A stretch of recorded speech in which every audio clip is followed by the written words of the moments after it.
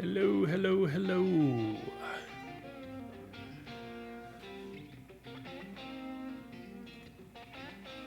How are you guys doing tonight on this fine Thursday? Albeit a hectic one, at least for us at work.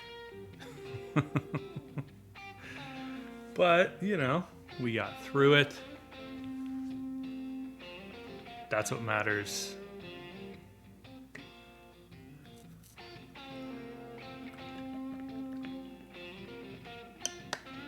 Maddie creates, thank you. We're gonna start getting some, I guess technically color, but I envision the piece being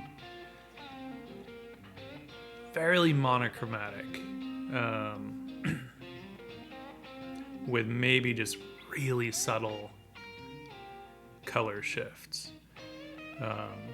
But probably my typical like warm ground to start, and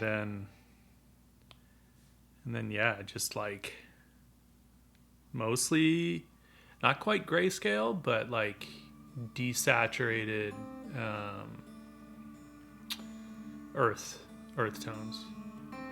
So let's just get some I don't know, some kind of warm ground down.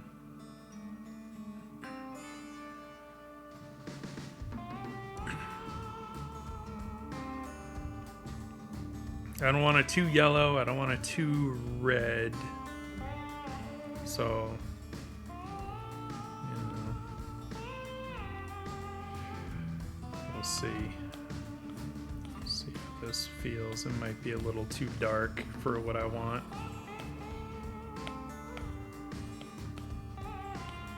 Probably too dark, but you know, we can create some texture really quick. Start with this, and then we'll do a layer that's a little bit lighter. Not a, you know, another pass that's a little bit lighter.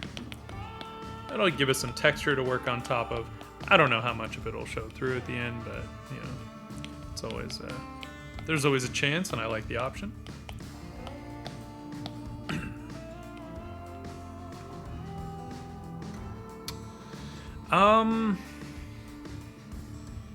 That's a good question. where did I get the inspiration or urge to create this piece? I knew I wanted to do a larger piece, right? So this is going to be... turn the music down a little bit on my end. This is going to be like a digital comp to do an oil painting from. And the oil painting is going to be 24 by 36 inches, so, you know, horizontal like this. And I knew I wanted to do something a bit larger than what I've been doing. I knew I wanted to incorporate some gold leaf in a way that I haven't been doing. I've been doing mostly gold leaf as like graphic design elements, and while that will still be the case here, I wanted it to be built into the piece more. So I initially thought that I would do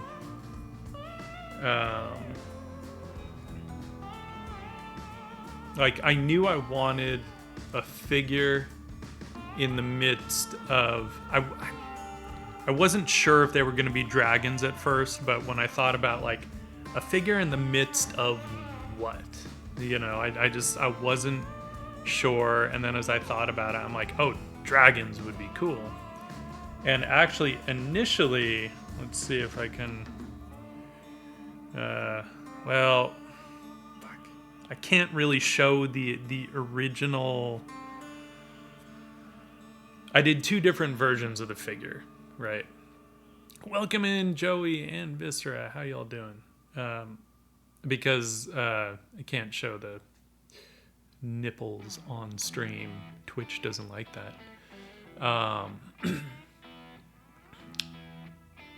But very different poses. I tried two very different poses. But then I don't know, I had this idea in my head of, you know, an older figure, obviously not old, because the figure is also very inspired by, like, pre-Raphaelite paintings, namely Waterhouse in this case. But a figure kind of sheltering another one, and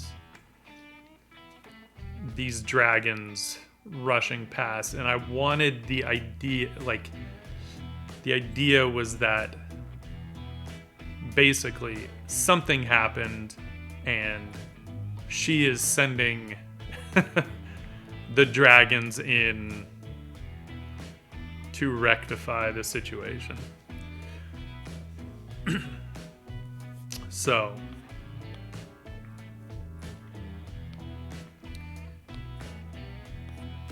that was kind of the basic premise.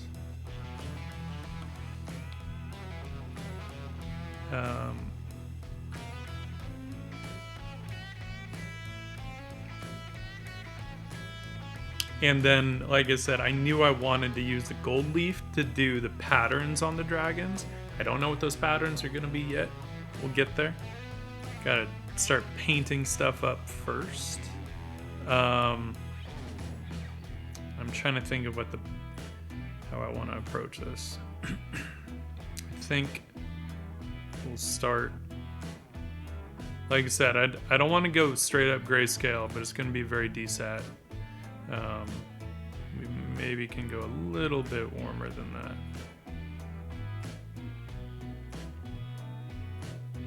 So we'll start though with just getting a basic tone. I don't know if I want to go decisions. I don't know how light I want to go on them is the thing. Like I feel like this is going to be a bit of an exercise in value control, which, you know, I love doing, so I'm okay with it.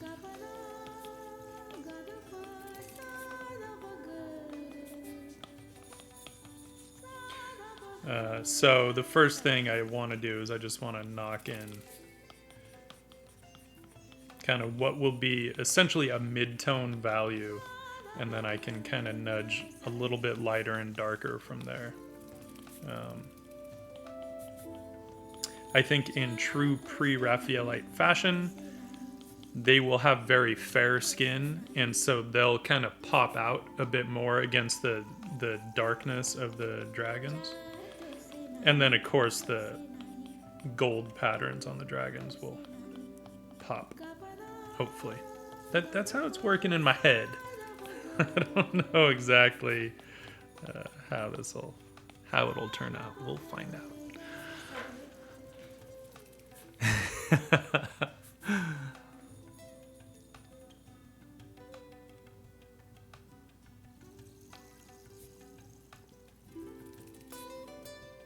Oh, for sure. I mean, you know, it's like the nice thing with it though is at least I know how it'll catch the light, you know, in real life. And so it'll be more like I'll indicate the patterns here with a kind of, you know, desat sort of gold color. And I'm not sure if I'm going to use the moon gold that I've been using, or if I might do a 18 karat gold. I've found I'm not a huge fan of doing the straight up like 24 karat gold. It's a little too hot. And you know, I like it in certain things, like against a black drawing, like a black ink drawing. I think the 24 karat looks awesome. And it would probably actually look pretty good on this too, because it's going to end up being so kind of monotone and grayscale. So I think a 24 karat could work. I'll have to kind of wait and see, I think, what the final oil painting turns out to be. That's going to be a bit process intensive. There's going to be some layers involved where I'm going to have to let stuff dry a couple times throughout the process.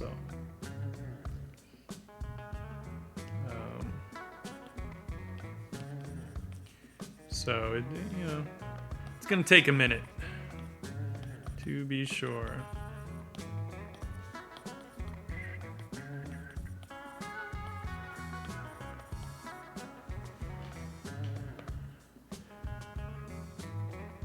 You know, I didn't,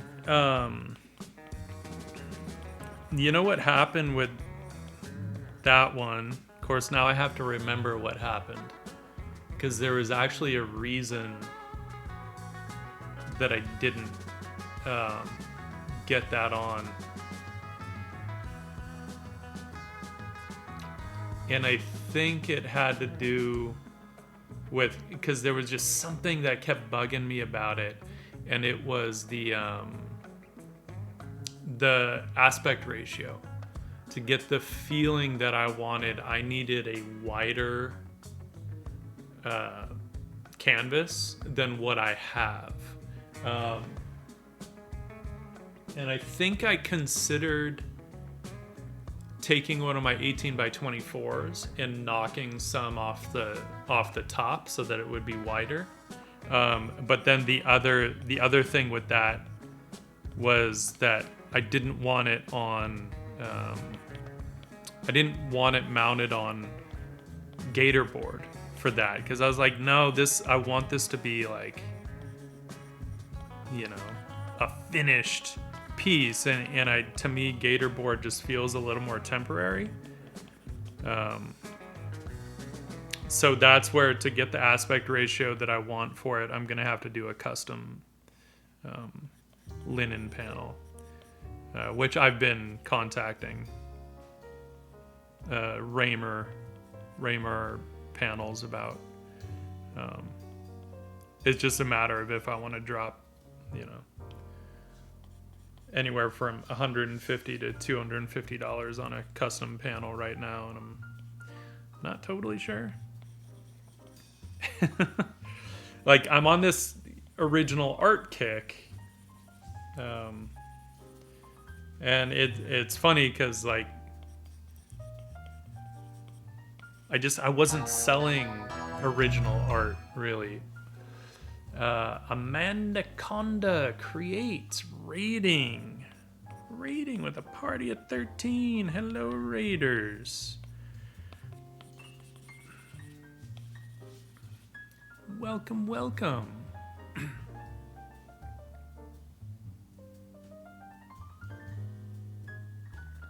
Nice. Yeah, so I'm actually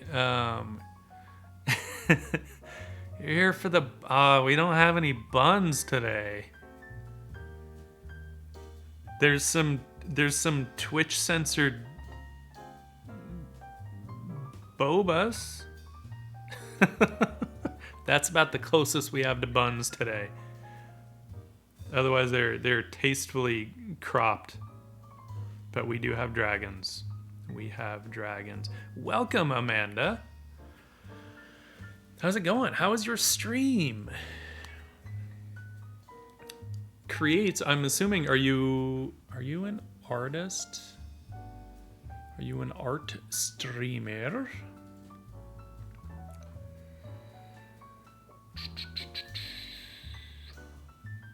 No, I mean, artist, yeah, but it looks like you do crafts and whatnot. What were you working on stream today? Now I'm very curious. I'm very curious. You do sculpting and stuff. That's cool. That's fun. I like.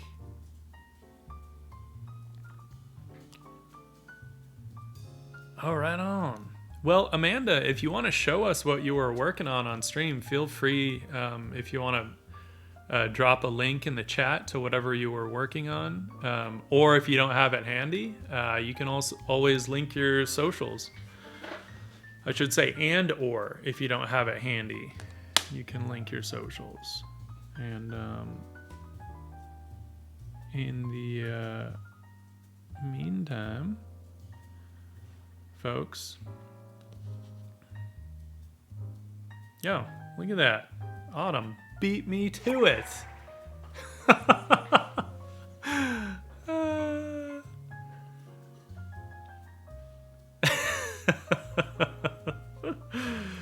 Oh, that's the eraser. We don't want the eraser.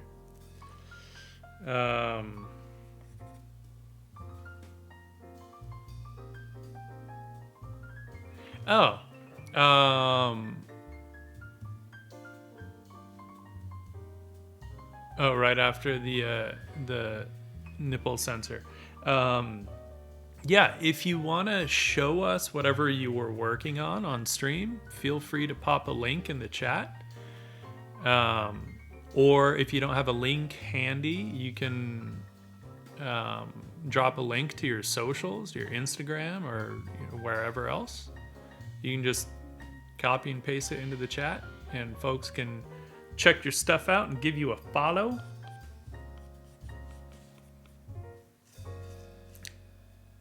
And Maddie, yeah, so actually this one, I'm prepping a wood panel for this one, actually, and it's not, I mean, we'll see, because the wood panel is going to it's taking time to prep, which, like, I meant to put another layer on today, and I totally didn't. So I've been really into using oil ground instead of gesso, right? Because the way that the oil paint sits on the oil ground is, to me, I prefer it. It works better for me. Gesso gets too absorbent, and the oil paint just like sinks into it and sinks into it and sinks into it until you like get enough of it on, and then it lays nicely on top. So I've been using Gamblin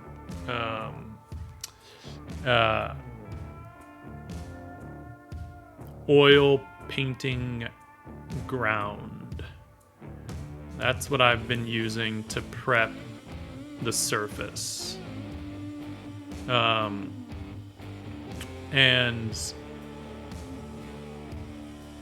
it works fantastic.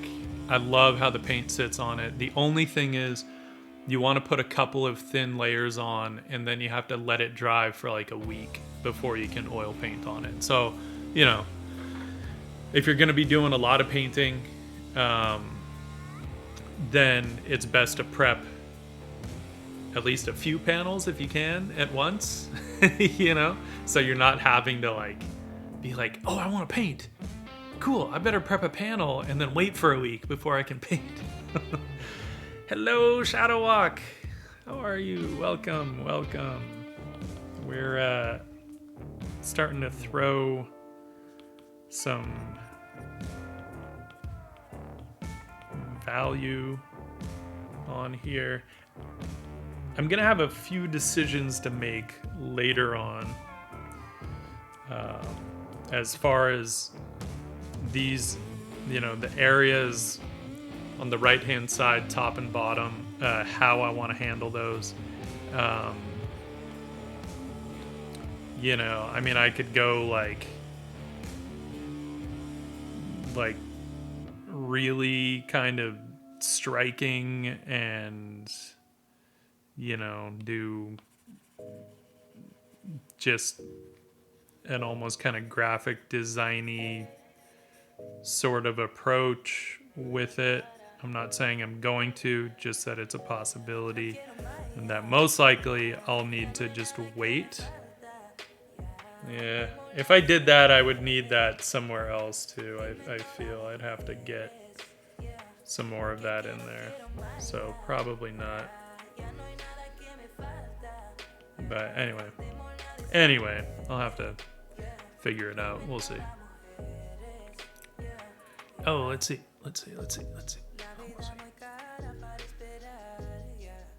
Ha!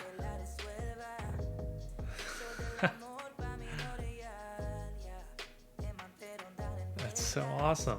So what do you do with a pie puppet? What? I don't even know what you do with these. That's so fun.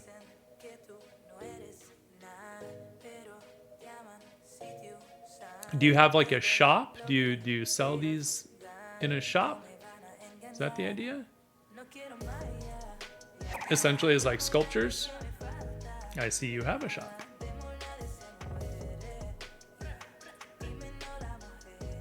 Right on. Oh.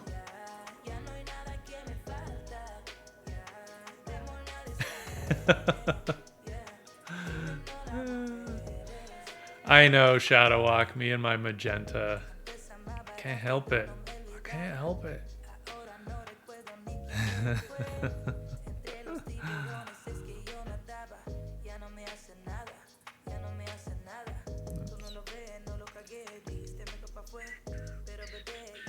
guess I can actually just... Alright, we're gonna get some darker...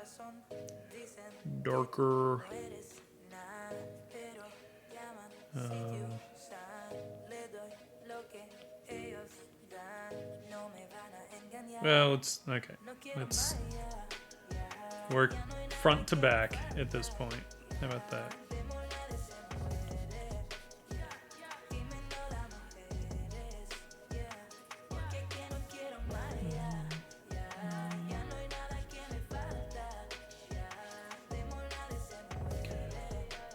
But Amanda, after seeing your stuff, now I understand that we're here for the buns raid call. I was thinking a very different kind of buns, but you were literally meaning buns.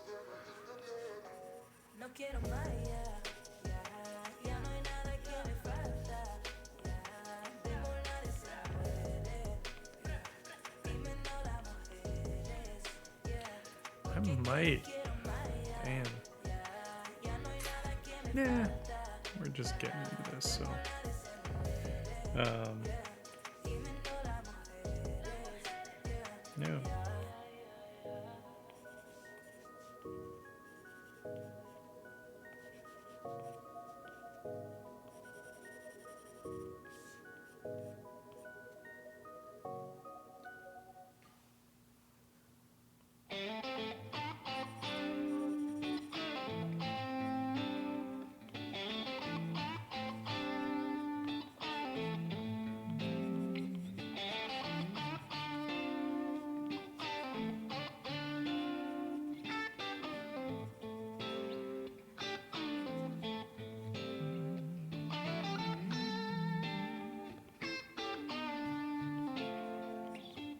So I want to start to create some separation here. I'm gonna have to kind of figure out what sort of value structure I want to have. I want to kind of stay in keeping with some of the pre-Raphaelite sort of sensibilities, that kind of the whole naturalist thing where they tended to do stuff in like,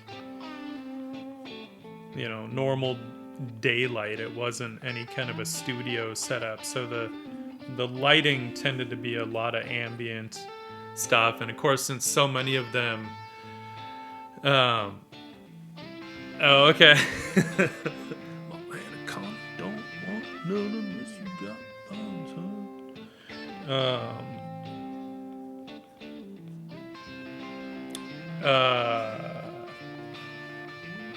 a lot of the pre-Raphaelite and naturalist painters were also, you know, out in Europe. Hang on, I'm gonna lighten this a little bit. Like Europe and the UK. So of course the lighting was a lot of overcast lighting with their stuff. So it'd be very soft, not a lot of like hard cast shadows.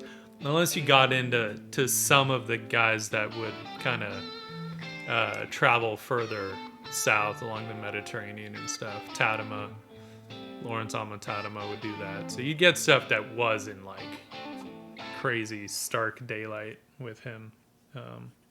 But with Waterhouse, you tended to get a lot of just very soft kind of shadows and stuff. Nothing like heavily directional. So I think I'm gonna kind of lean into that a bit. But what I can do probably is play somewhat with their local values.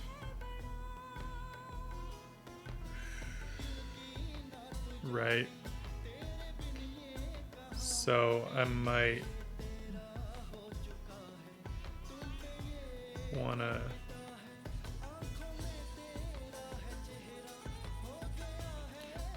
maybe we'll make this giant dragon in the back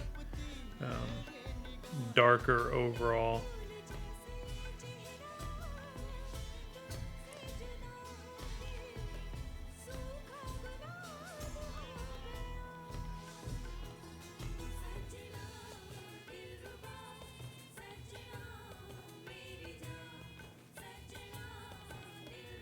Also, just so it's not really annoying,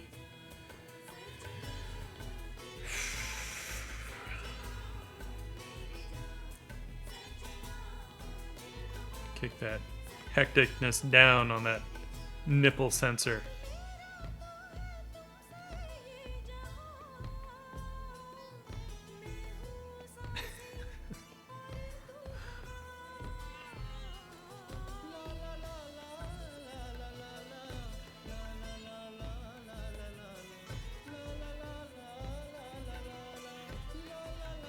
So right now, I'm not really wanting to be like super concerned with how clean everything is just yet. We got plenty of time to clean this stuff up later. Mostly, I'm just trying not to get confused by my own lines. Make sure I get these shapes right. So how's everybody on this fine Thursday?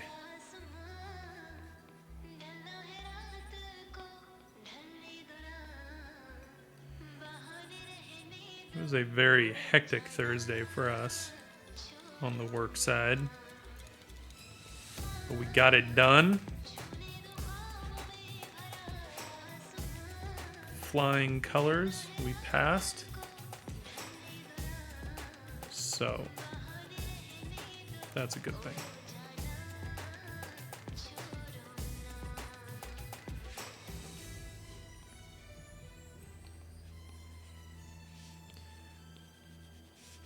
And then, of course, right when people are trying to turn in work, there are FTP issues and stuff, and just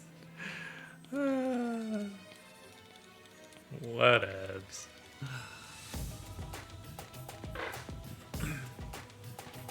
Oh, right on, Amanda. Very cool.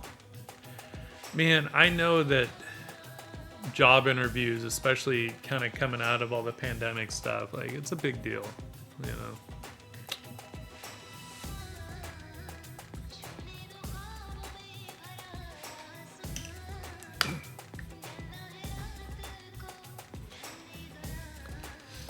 I know those days, Maddie. I know them well. Although most of the time, you know, I'm good. I think it's just those days when I really don't feel like getting out of bed. Which is funny because it's not really that I don't want to get out of bed, because I don't actually enjoy sleeping beyond the fact that my body needs it and I feel rested afterward, hopefully. But I still always feel like sleeping is a waste of time.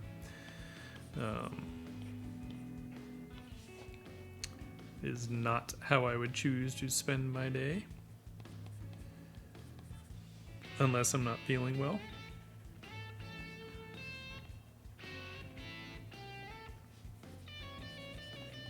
But man, I wish my body could just be fine with like 2 hours of sleep. That would be so awesome. I would get so much art done. Let's darken this guy in the front a little bit more. Right, so we're dealing mostly in mid-tones here. Like some shadows, but because it's gonna be, I think, fairly soft lighting. You know, we'll get darker with some of the shadows. I don't want to get much lighter with some of this stuff, though. Yeah, we're gonna have some highlights and shit to indicate, probably to indicate some surface differences. A decent place, already having a job, but I'm just looking for a change. Ah, okay, cool. Yes. I just saw the new Matrix movie trailer today, and I'm officially stoked. Oh, dude, I think we did that trailer, Joey. I think Bond, like the agency I work for, did that trailer. I'm pretty sure. But yeah, Amanda. So I lead the illustration and sketch department at an ad agency. And we do. Sorry, I didn't give my whole spiel when you came in. I was distracted and confused.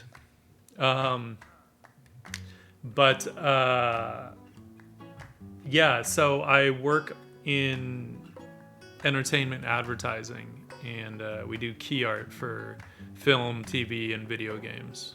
So I lead the illustration and sketch department, where we basically help them to visualize concepts for posters and stuff, and we also have a full AV department doing trailers and a full digital department doing all the online, you know, social media, all that stuff.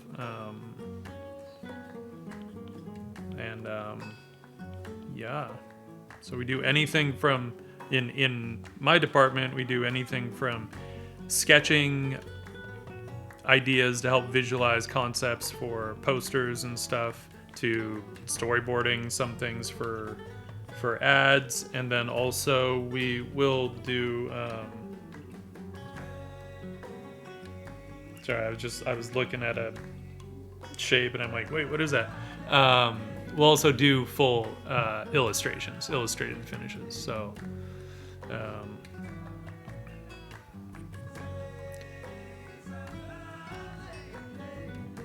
but no, they're probably not as rare as you might think, but it depends on what your art focus is, right? In some cases, yeah, it would be very rare.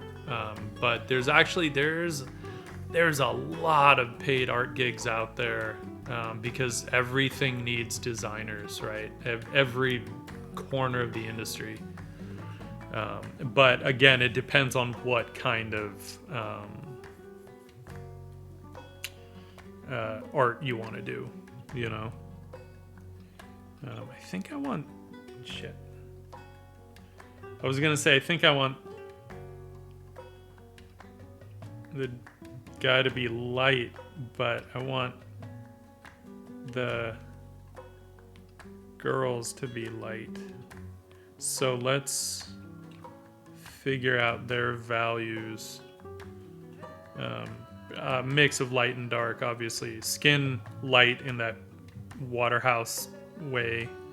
But then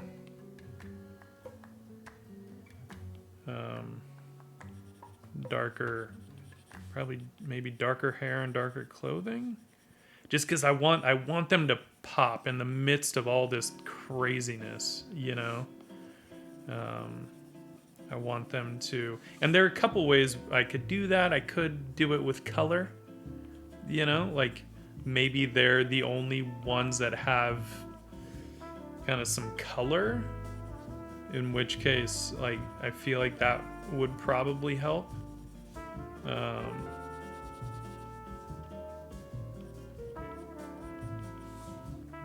And the nice thing is it wouldn't even have to be like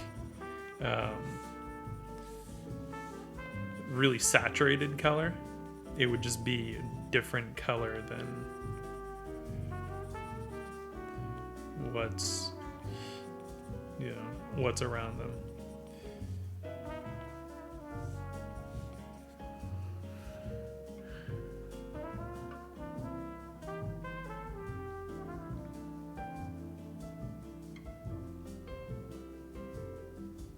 Yeah, no, I agree with that, Amanda. I do think that if you practice stuff enough, you can get good. But that passion matters, right? Because otherwise, if you go up against people that are super passionate about what they do and you're kind of not that into it, you're gonna lose every time, right? Which is why, like, I know I could do character design, and I do it all the time for myself, but I don't think I have the passion to design on other people's projects. So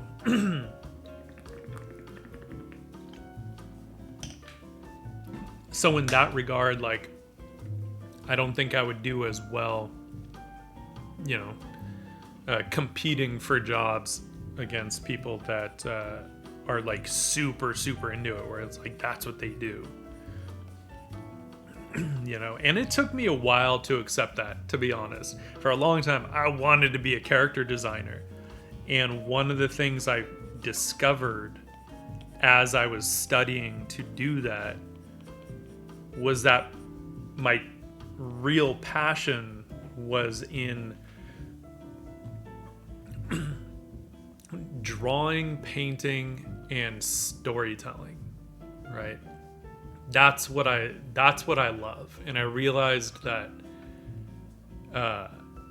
getting stuck on one story, doing character design for months and months and months, was not what I wanted to do at all.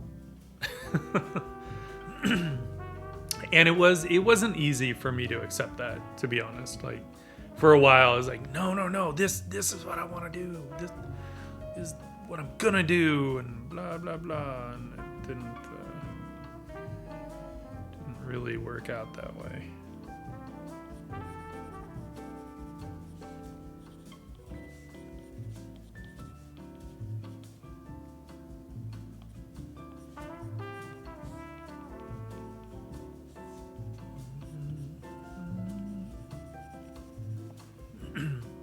But yes, I am very passionate about art. I do love this stuff. You know, and like, I think it's one of those things where you start to kind of discover, you start to see where your passions really lie, because if it's something where you actually love to research it and it doesn't feel like homework, that tells you something, right, about how you really feel about it. And that's fun. All right.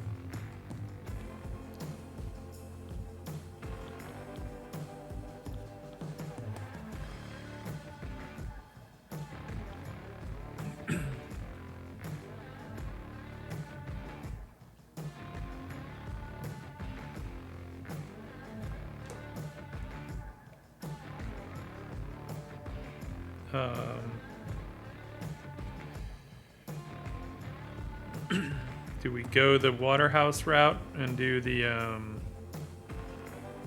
dark auburn hair? Totally new for me, I know.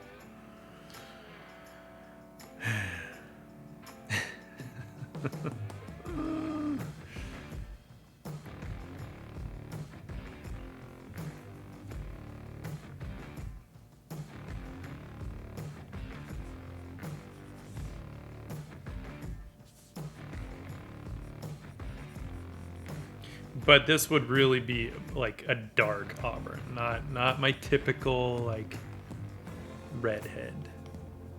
At least that's what I'm telling myself. It's totally new and different.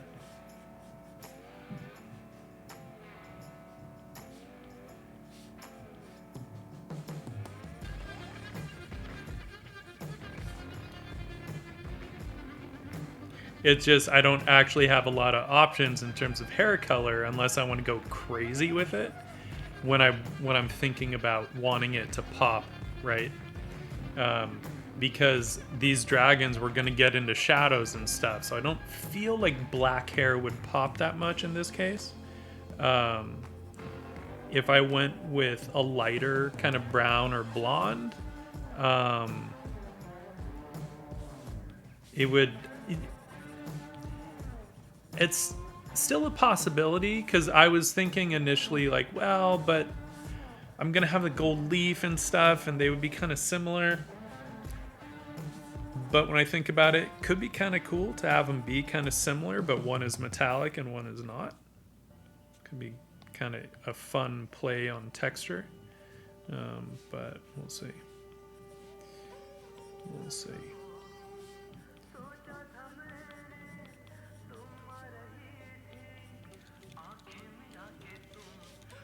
And do I want them to have the same hair color? I don't know. Is there something there? Is she protecting a young girl? Or is she somehow protecting her younger self? I don't know. I don't know. Lots of possibilities. Lots of possibilities. Oh, Amanda, thanks so much for the raid. Thanks for bringing your people over. Very much appreciate it.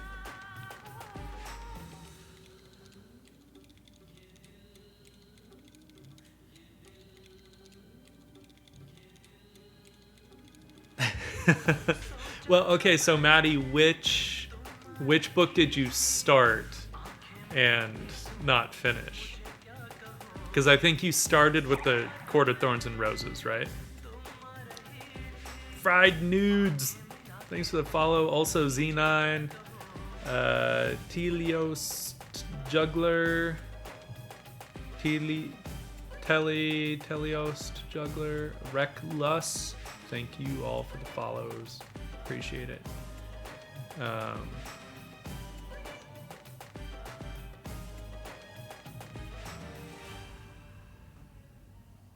Oh, my Patreon.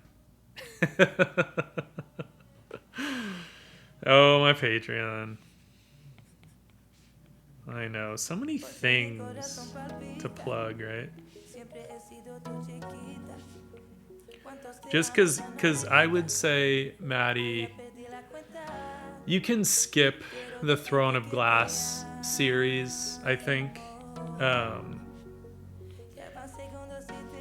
It gets pretty decent, but she started those when she was young. Like the first book, I want to say she was like 17 when she wrote it. It gets better, but it's a 7-book series, and you have to get through the first like 4 books before it, gets better. Reading Court of Mist and Fury, the 2nd book. Oh, so you finished the 1st book. You should read that whole series, because that whole series is good. And Court of Thrones and Court of Thorns and Roses series is good, and I don't know for sure, but I think she probably throws some things in there that you don't necessarily expect. So I would still recommend it.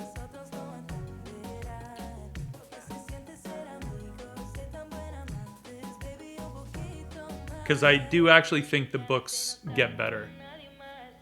I love the first book, but I do think they do get better. Because the other thing I've found with Sarah Maas's work is even if sometimes you know where certain things are headed, she still does a good job of I like the way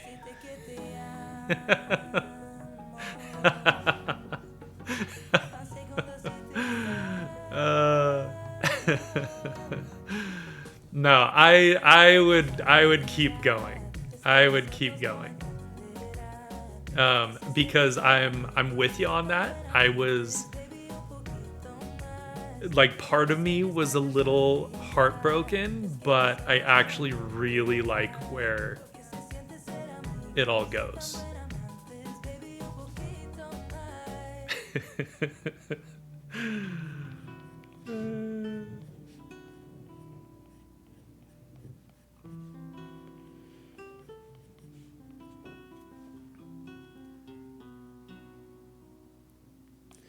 She ain't nothing but a hoochie mama. Hood rat, hoochie mama.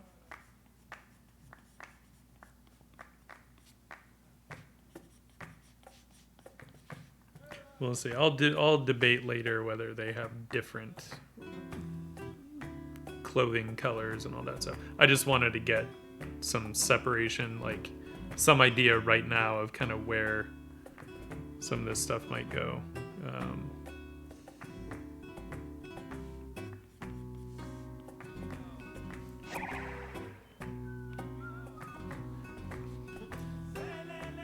Dappalapply.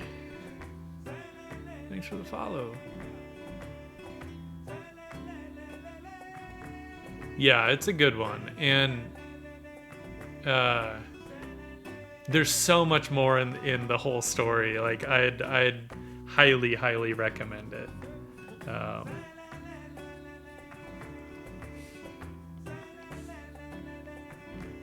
And that's one thing about Sarah Maas, I will say, is she is a fan of her twists and turns, and she does them pretty well. You know, like I say, you can kind of ignore the Throne of Glass series, unless you feel like reading 4 books before you get to the 3 good ones. I did it just because once I started, I was just like, I might as well. I was just morbidly curious, I guess. But, you know, I'm not going to recommend them to people. But Court of Thorns and Roses, and then the Crescent City. Crescent City was good. And the second Crescent City book comes out, I think, in February next year.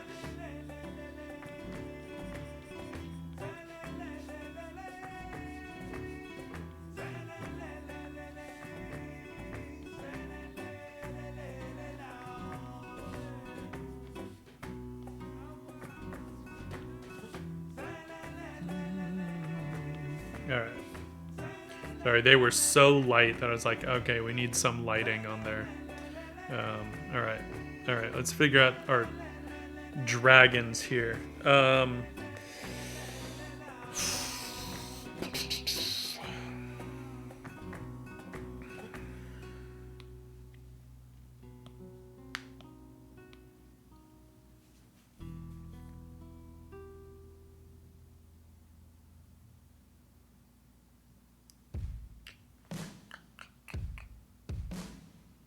Let's see. All right, so I might keep this one that's directly behind her. Essentially this value, but we'll get some lighting in there to see how it separates.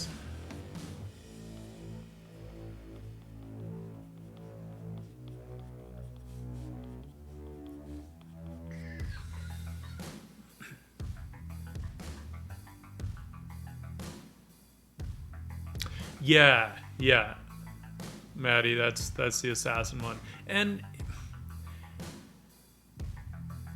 so once I found out, and I didn't find out until I was just about done with the series. Once I found out that she wrote the first book when she was 17, it made a lot more sense, right? Because at first, like the first few books are kind of like,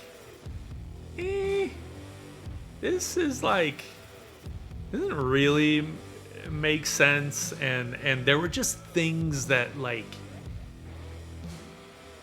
a young person just wouldn't think about, wouldn't even know to think about, right? Because they haven't necessarily gone through certain experiences yet, and so that's where like certain things kind of bumped for me a little bit in that regard.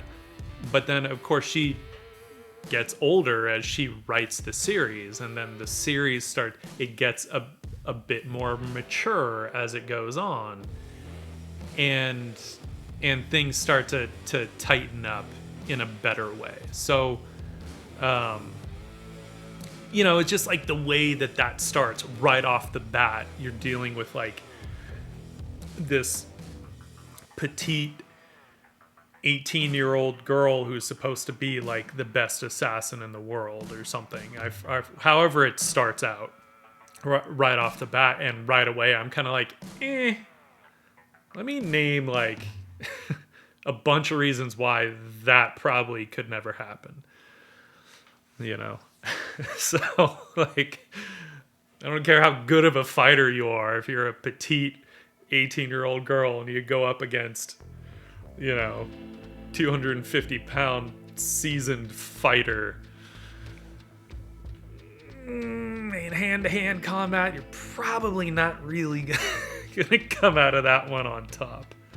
There are certain things that size just like you can't get around it.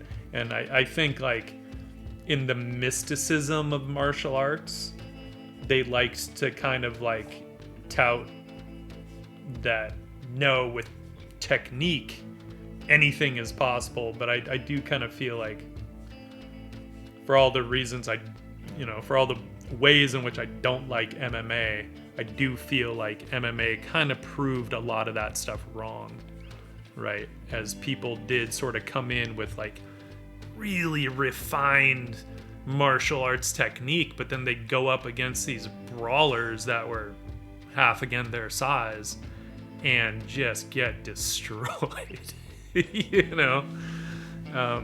Now there are ways. So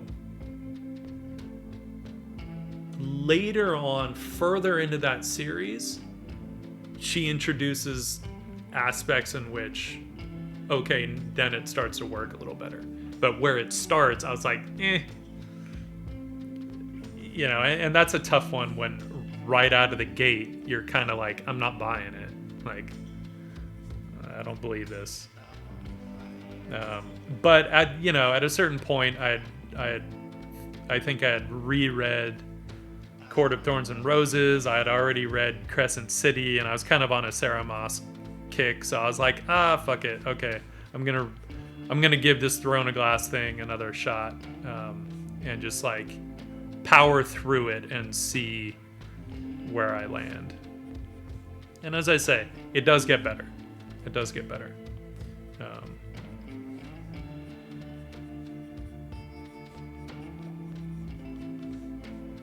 And I think so part of it was also just from a writing clinic side. It was kind of interesting to read it and see how she grew as an author, and kind of nudged the story in certain directions.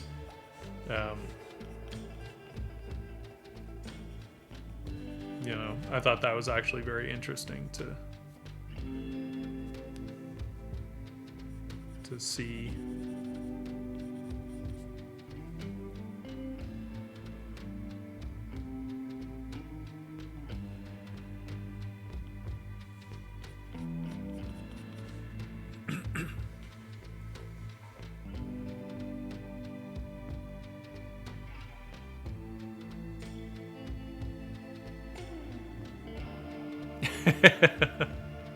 Yeah.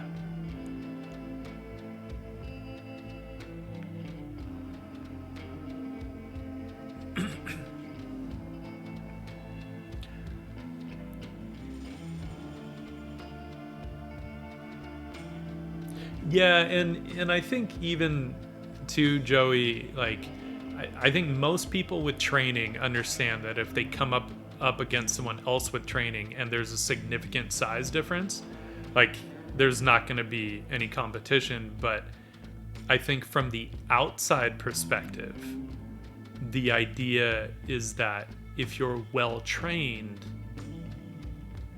you can totally beat somebody that is not as well trained, even if there's a huge size differential. And they don't quite realize how much size comes into it, right? Like if you're approaching on essentially equal footing, right? Now if the trained person has a weapon that they really know how to use and the untrained person has no weapon, then there's a good chance the trained person, even if they're significantly smaller, could win, especially if it's a bladed weapon. Because never underestimate the power of a deep cut. Your body will, you know, oftentimes, whether you want it to or not, just start going into shock. You get a severe, deep laceration, and you generally have like about a minute to do whatever it is you're gonna do before your body just starts to shut down and go into shock. That's something people frequently underestimate.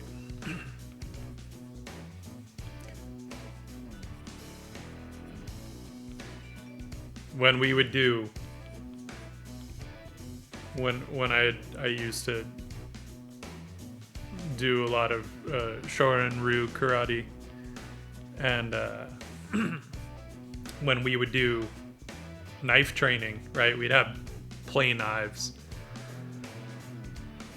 and we'd like do like a 2-minute round, sometimes like a 1-minute round, right, to one-on-one.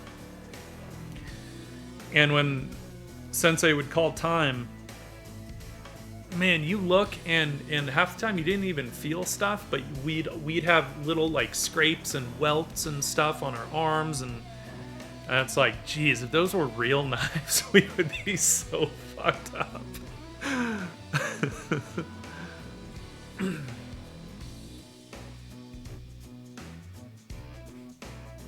Oh no. Joey, that's terrible. People just look at you like you're just the worst person on the planet.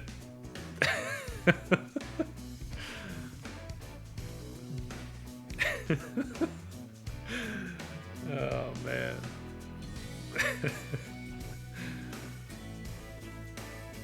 So I want to get a couple of lighter, slightly lighter than this.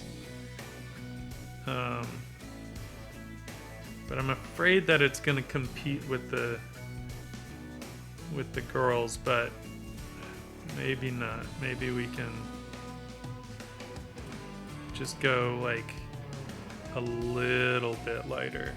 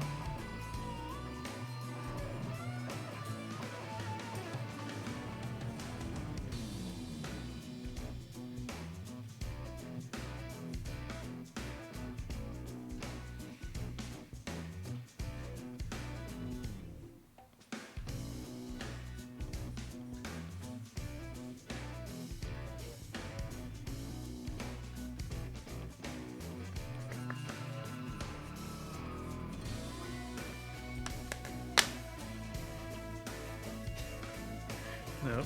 I thought she was gonna come say hi to us early, but she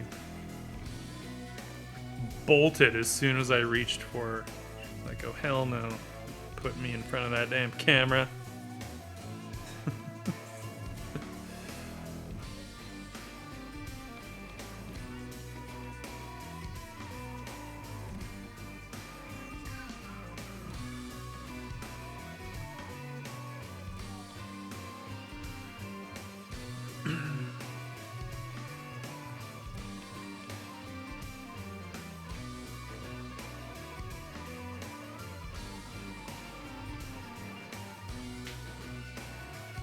So just starting to get some separation. We'll go a little bit darker.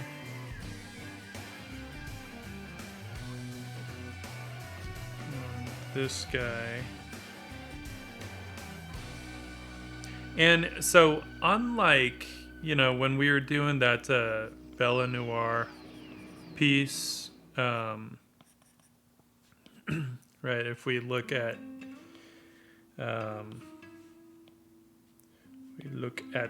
Bella Noir, wherever our colors are. Right, so at this point,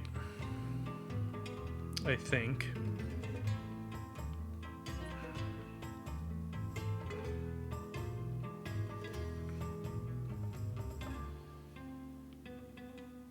yeah, it really was at this point. I believe it was. Yeah, right. It was all monochromatic, but we're really playing with saturation, right? So where his headband looks blue, it's just a way desat orange, right? So the color doesn't shift, or the hue doesn't shift. We just see the saturation bouncing around and all of this stuff, right? So I'm not really gonna do that as much, I don't think, right? So like even here, right, the color didn't shift anywhere. The hue didn't shift. Ooh, that looks like it actually went slightly. Did that shift? Oh, just a little. It went just a little more red there. I give up. No, just kidding. I still need this. Anyway. So I don't know if I want to necessarily play with that because I want to keep it all like really pretty desaturated.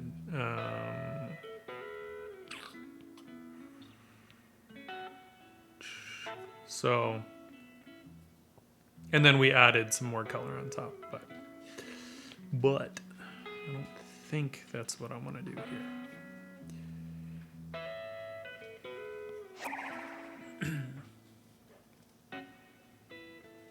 Thanks, Maddie. I appreciate that. I'm not gonna lie, lately I've been kind of like not disliking it, but I like getting a little bored. You know, because I don't, while yes, obviously my stuff is not hyper realism, right? There is some stylization. I look at people that just like do all these really beautifully designed shapes, and I don't mean like highly stylized cartoony stuff. Like it doesn't have to be that far to have really beautifully designed shapes, you know. But there's just something so striking about some of their compositions and designs, and I'm just kind of like, fuck, like I don't know. There's some ways in which I feel like I need to level up a bit, and I don't tend to push some of that stuff enough. And even with this piece, like honestly, I kind of want to.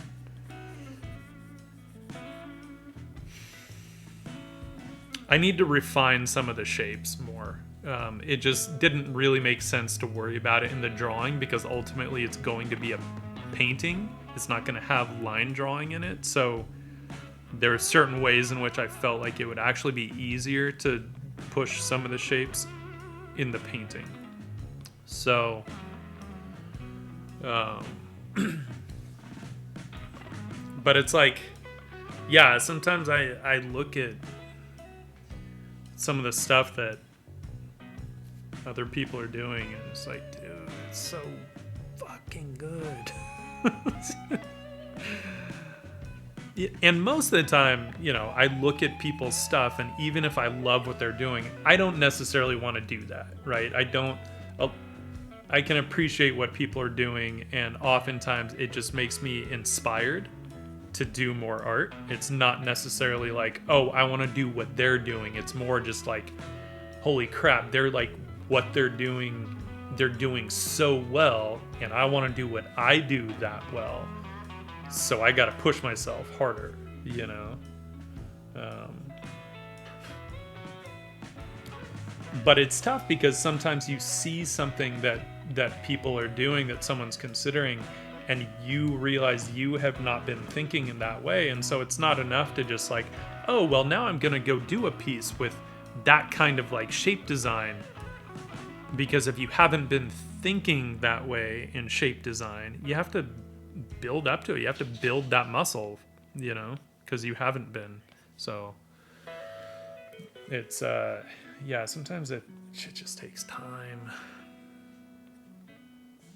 And if you're like me, sometimes you just get impatient and you know, take a breath and slow down and be like, no, it all takes time, it takes mileage, right? It's not just time, it's mileage, really. The mileage is what takes time. Because you just got to do it and figure out what works and what doesn't. All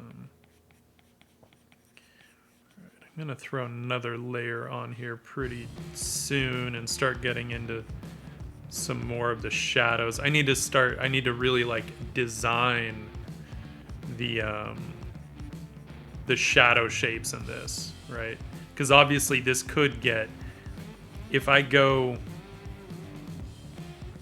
for all intents and purposes, if I go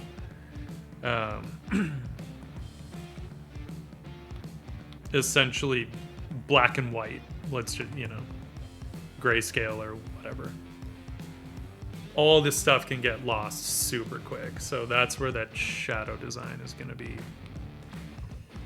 very crucial.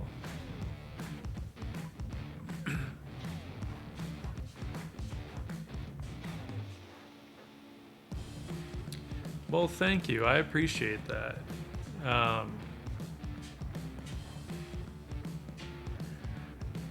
That is that's good to know, because it's hard sometimes for me to tell, because I don't go heavily stylized, you know, and when you err a little more toward the side of realism, sometimes I feel like a little bit of the artist's hand can get lost in some of that, you know, so it's yeah, it's not always super clear. Obviously, it's hard to be completely objective. I'm really good at being objective when it's looking at what I need to work on. You know, and I know that I'm good at what I do, you know, and like I'm not one of those where I'm super self-deprecating about it, right? Like I have to be good at what I do to do what I do. So I know that, but I'm also never under any illusions about the areas in which I need to level up and strengthen, you know? Like, I'm always trying to push my control of values. That's one of the reasons I chose, like, I could have gone full color on this, right? We could have had, like, crazy, all kinds of dragon colors and whatnot, but one of the reasons I chose to keep this in some form of black and white is because I'm like, no, I want that challenge, especially in oils, of really controlling my values. Yes, there will be subtle color, but I have no idea exactly what that's going to look like yet. So, we'll find out. Cosmonaut, thank you.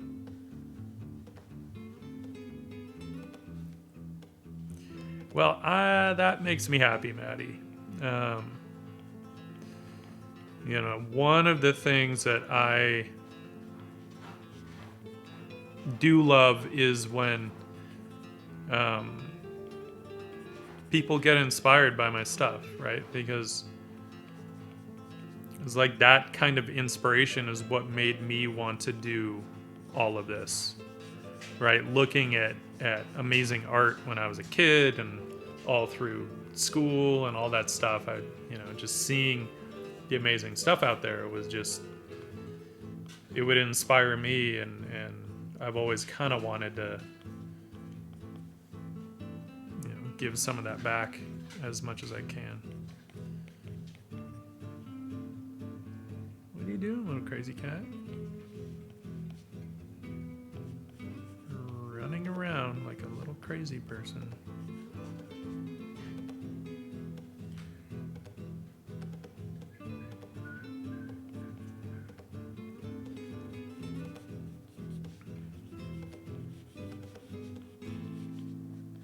So these are kind of the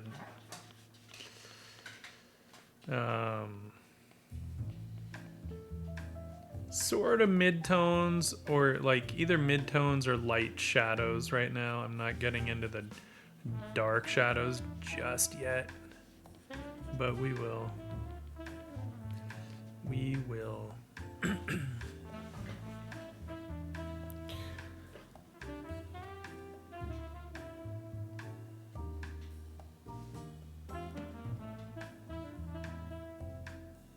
No, I don't actually find it hard to go full color for work. I actually enjoy the practice. So lately with all my oil paintings, I've been going limited palette, right? And I actually did that because I wanted to see how little I could get away with, right? I wanted to see, what can I do when I don't have the entire color palette, right? When I don't have this entire thing at my disposal, right? Not that you do in oil paints. You don't have 16.7 million colors available. But you can mix a pretty damn broad range in oils if you have a full palette. And what actually happened very quickly when I knocked my palette down to transparent brown and transparent red iron oxides, titanium white, and olive green, right? Just those four colors. What happened really quickly was my ability to see more subtle colors came out, very, very quickly. And then realizing how little color I actually needed for something to feel full color. Oh my god, fuck off. No one cares about political shit right now. Well, a lot of people do, but not at this very minute. And so working in limited palette actually helped me a lot. It helped me even when I did go into a work piece that was full color. I didn't have to go as crazy with my colors as I used to. I could pick and choose kind of where to have some like really hot pops of color. But I found I was being able to end up with a much more sophisticated color palette as a result of working in limited in a limited palette. So yeah, it helped a lot. I was actually kind of amazed and started kicking myself for not doing it sooner, because it was something that, I used to kind of scoff at a little bit in school, because it just seemed like such a, novice way. Like, okay, you guys aren't ready to work in full color yet, so we're just going to start with these. And that is kind of how they would approach it in school. And the problem was they didn't talk about it as a continuing learning tool to use at any point, at any time in your art career. Um,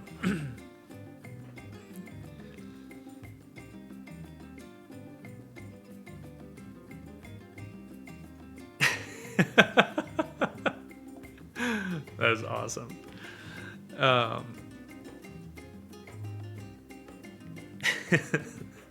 No, it's at any point in your art career, I feel like you can always go down to a limited palette. And the fun thing is, it doesn't matter what the limited palette is. That's kind of what I love about it. I chose my own for this purpose, right? In school, typically what we did was, maybe start with like burnt umber, ultramarine blue, and white, right?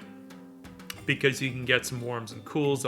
The burnt umber becomes your warm, the ultramarine blue becomes your cool, and they're almost perfect complementaries, right? So they gray out when you mix them, and you can get to essentially a black. It's not a true black, but it's pretty close. And then they would slowly introduce colors, right? And it was just on the way to building up to a full color palette. But then you look at like someone like Anders Zorn, right, who famously used what is known as the Zorn palette, or the ketchup and mustard palette, as some people will call it, which was ivory black, titanium white, alizarin crimson, and okay, I've seen a couple versions. Some people say cad red medium. I'm pretty sure it was alizarin crimson, and then usually I believe it was a yellow ochre or a yellow ochre pale. So alizarin crimson, yellow ochre pale, ivory black, and white, right? And he would get paintings. He didn't do that with every single painting, but the paintings he did use that palette on, they would often feel full color, right? Because ivory black is a fairly cool black, so when you mix white with it and you put that next to alizarin crimson, it feels like blue, right? And I know, like, we've demonstrated that kind of stuff here, right? If we take a alizarin crimson, which tends to be a little slightly cool crimson, right?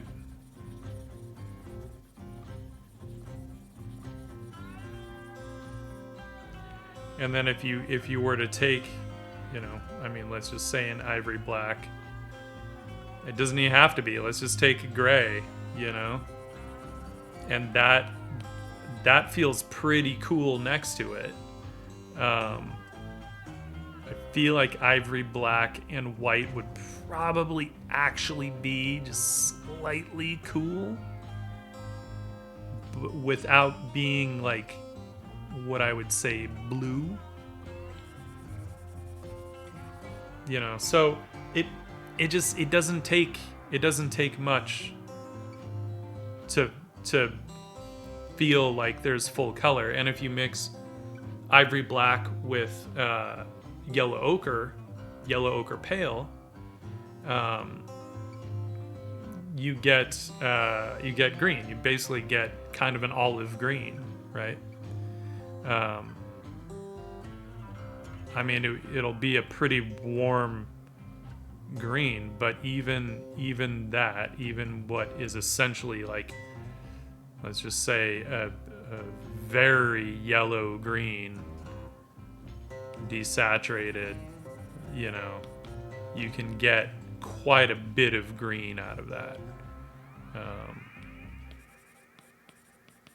You know, a pretty broad range, and then if you actually go to a more of a yellow ochre pale, right, you can see how you can start to get, when you're talking about a naturalist palette, how you can start to get a very broad range, and that gray does start to look very blue, right? Get some lights in there, you know, you can get some darks, and there is nothing about it at the end of a painting, there's nothing about it that will feel like it's a limited palette, right? So, and that's just with 4 colors, right? So just doing that stuff gives us a different understanding of what we can do with very little at our disposal, really. Like, we don't need much. And it's actually, like, it's really fun. Like, you have to treat it. Part of what I had to do, what I had to overcome, was my tendency to want to, if I was working from reference, to want to match the colors that I saw in front of me, right? Also, by the way, Martest, hello.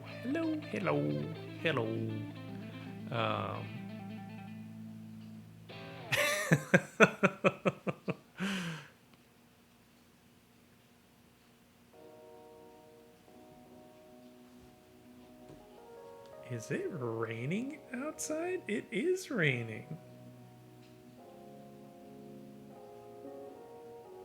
I just like, that is so random.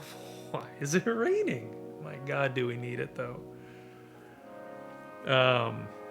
I know it's not magic, Joey. It's just a lot of subtle practice. But it gives you a different understanding of color, you know, and that was my main reason for saying, you know what, okay, I'm gonna work with just limited palette for a while in my own stuff, because I wanted my color palettes to become more sophisticated. I kind of felt like they were a little I'd struggle with them a little bit. All right, let's see where she is. Where is she at? She may have gone back to the...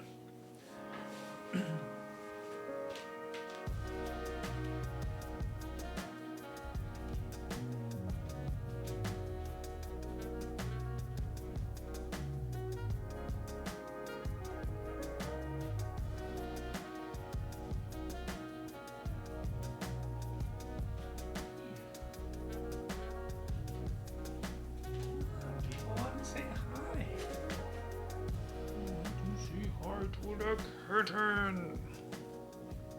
I put a curtain. There she is. Yeah, look over here, Ken. She's like, I'm not gonna look at you guys.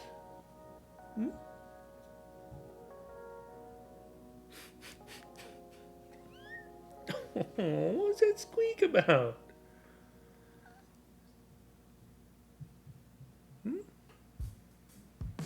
Yeah, that's you. That's you. See, you got your tongue out. Put that tongue away. You're on camera. Put that tongue away.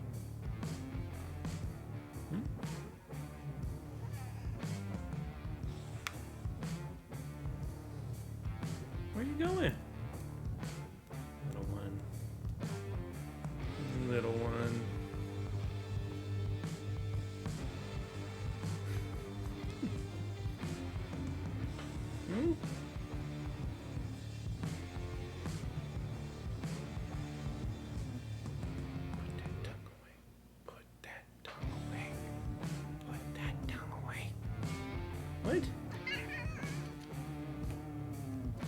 Oh, very vicious. Very vicious. Alright.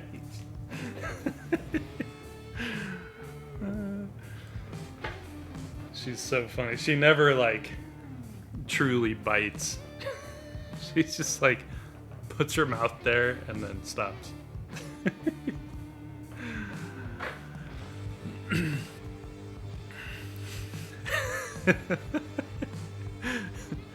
She's totally derping.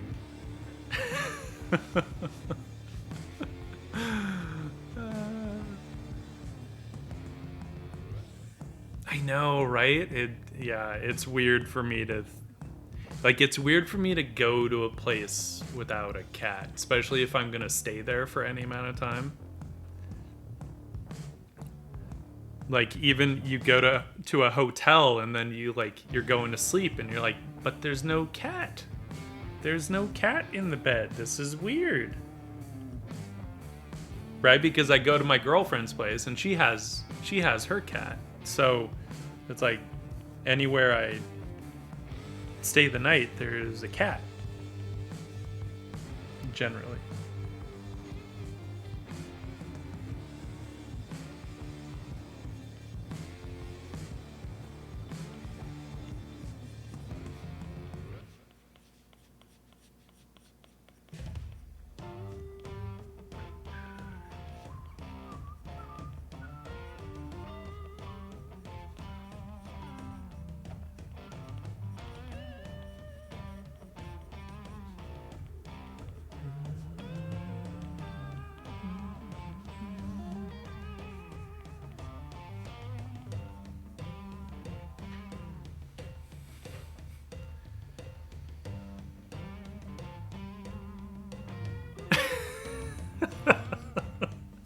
Cosmonaut.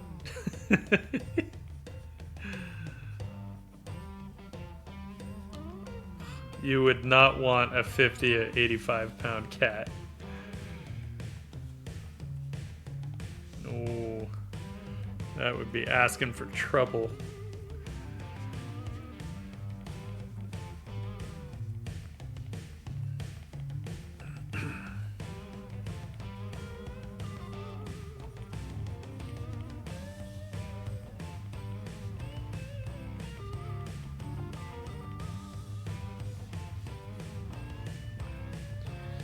Alright, so I do kind of feel like I need...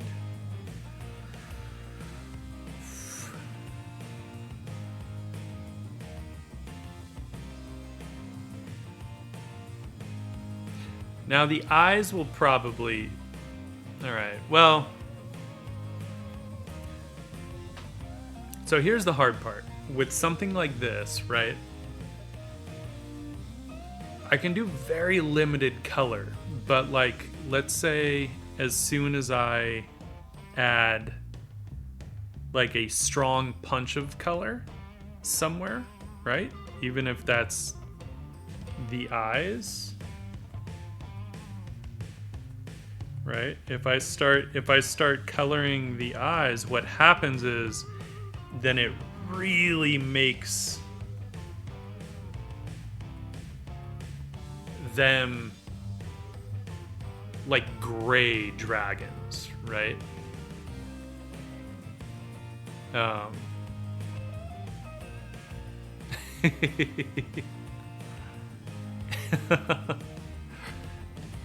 Yeah, no, so I was actually considering that, Joey, like, say, doing gold leaf on the eyes.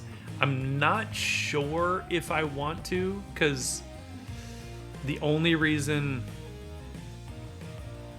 is that once all the painting and stuff is down, it might be hard to get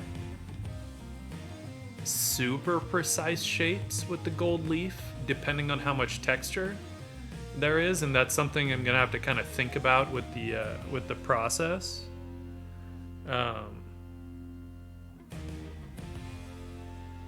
I don't hate it though, and I don't want to go crazy with like, oh, let's do one with more red eyes and one with more, you know, whatever, like kind of greenish eyes, and like I don't want to get too crazy with it. I want it to be a little more condensed in that regard. But I'm not sure. But for now, hey, I'm actually not hating the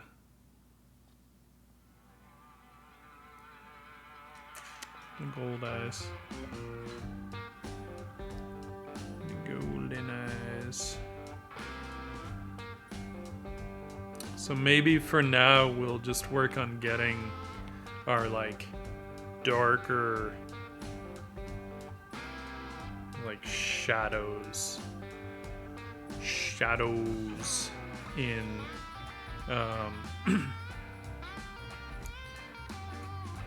and this will kind of help to strengthen the design of it a bit more. I have to think about what that might be.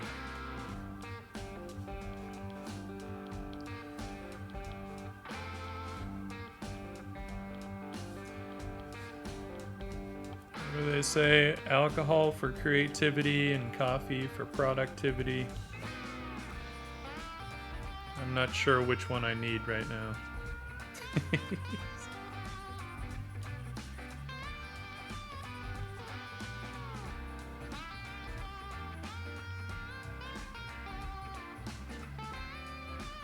Need being a very, strong word to use in this case. I'm not sure which one I want right now. Put it that way.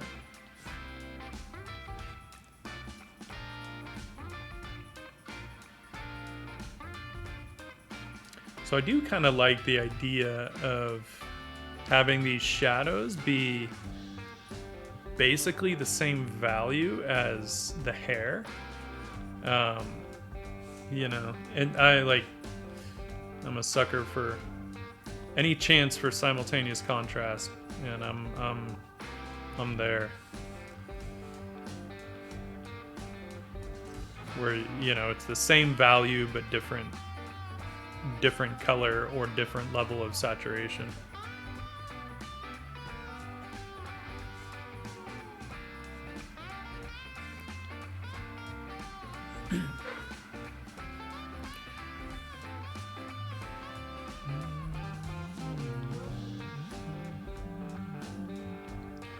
But one thing I want to pay attention to here is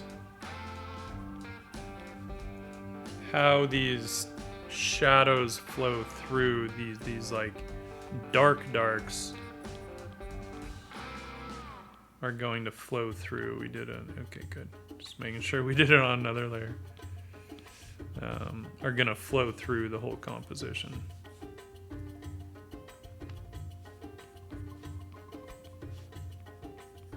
And man, shit, so much to think about here.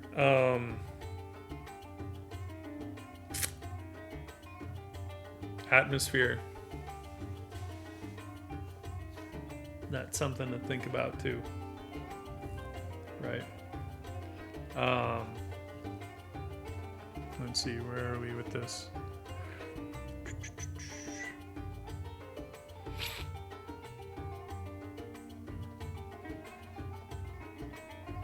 Right, because we might want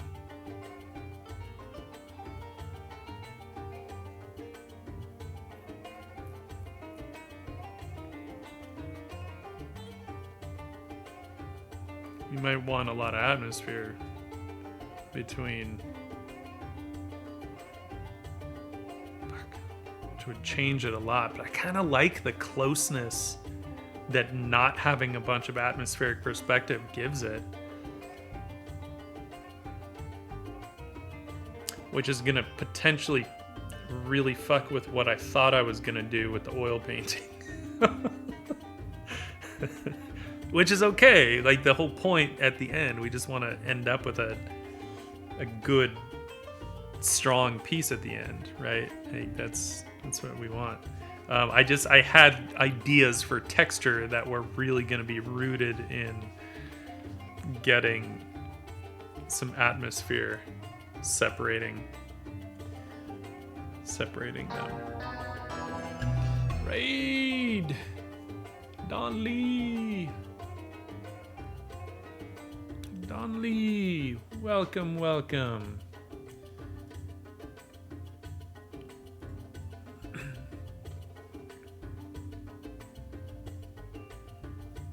No, the tip of the biggest dragon snout was always out of the frame. Yeah, I didn't really want it to be right at the edge. And to get it there, this would need to be significantly wider. Don Lee, welcome! Welcome, Raiders! How's everyone doing? If you don't know me, my name is Daniel Landerman. I work in entertainment advertising, doing key art for film and TV and video games. That's my day job. Outside of that, these days, honestly, I'm just trying to create cool, like, fantasy illustrations that maybe have a bit of a fine art feel to them. That's what I love doing. Oh, God. Anyway. Don Lee, how was your stream? What'd you work on? Would you like to show us what you worked on your stream? We sure would like to see it.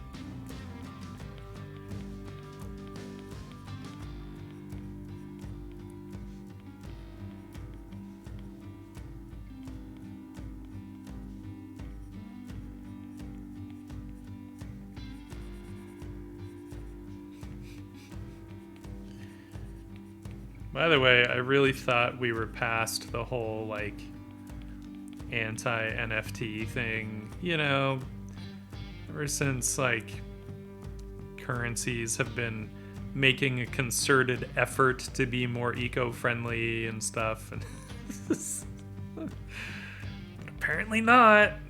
Apparently not. People still think it's the devil.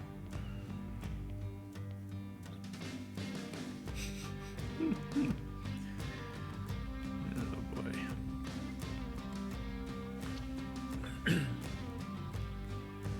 Yo, Paradox, what's up, dude? How's it going? Cool. Yeah. No, take your time, man. You don't need to ask, permission for the link or anything. So whenever you have it ready, share away.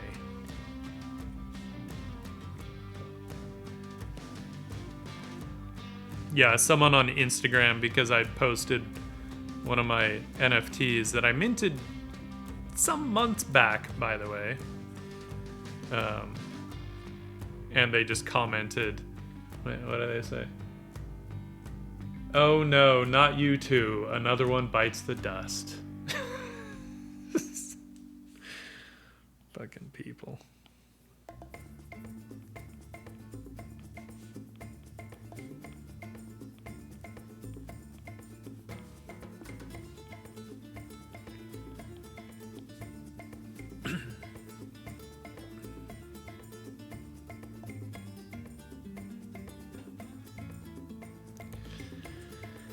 Yeah, right, Paradox? I don't understand it.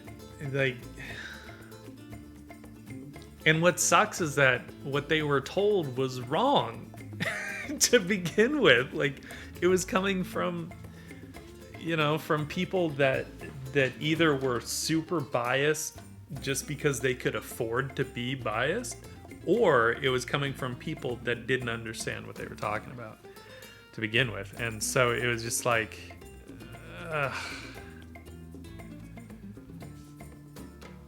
but no, I'm the bad guy. It's cool, whatever.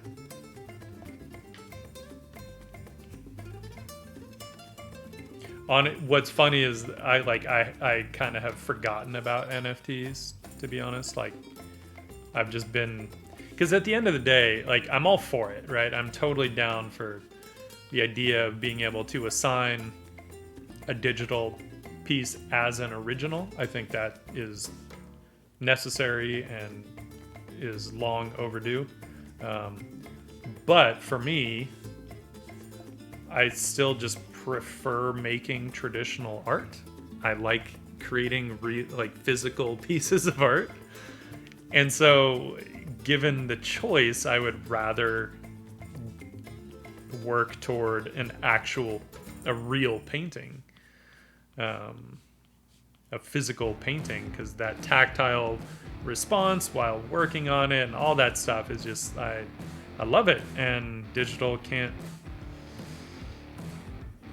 just doesn't do that for me, you know? Like, I love doing digital, but it becomes a bit more of a means to an end for me. Like this, right? Like, I love doing this stuff, but the end goal is a physical oil painting, right? So I kind of like, I started focusing on originals, and then NFTs kind of fell by the wayside for me. And then I was like, you know what though? Like, there's no reason, because I've minted a bunch of them. There's no reason I can't, like, at least keep pushing them. Because they're good pieces. They're good pieces. And I would love it if they did sell. That would be nice.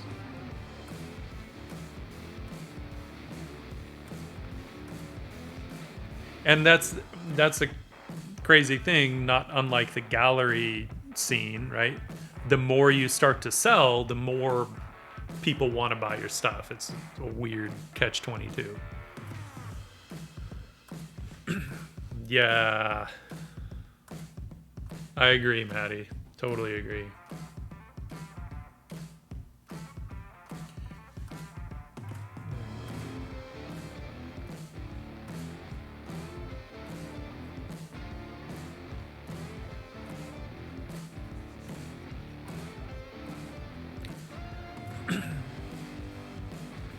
Cool, let's see. See what you got for us. Ooh, nice. Fuck yeah, man. Love it.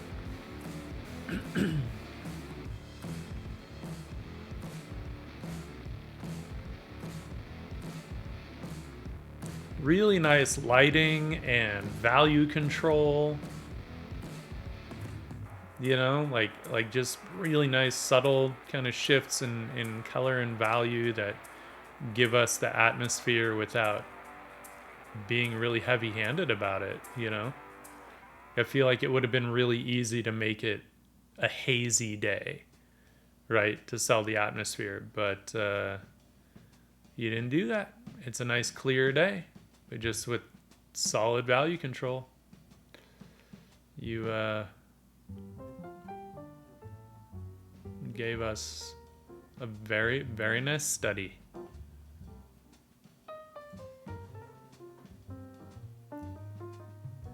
Sweet.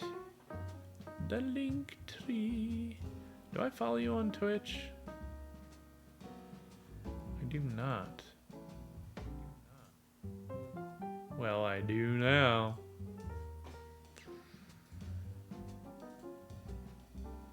Right on, dude. Fuck yeah.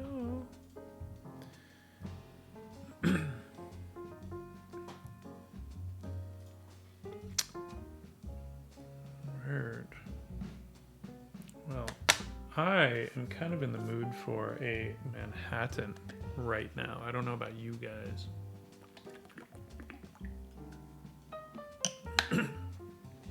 Should we take a quick cocktail break?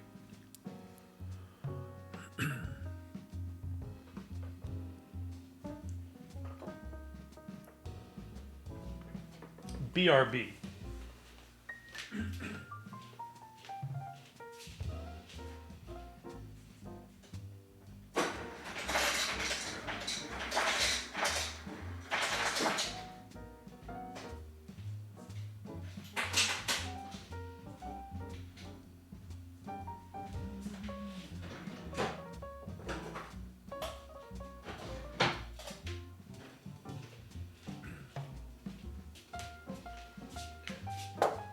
This is what we're gonna do. We're gonna make us a Manhattan. How about that? Easy peasy. So we've got our 1/2 of Boston shaker here. Some little mixer glass, right? Got our jig. Little jigger. Not gonna lie, I like the 1.5 ounce.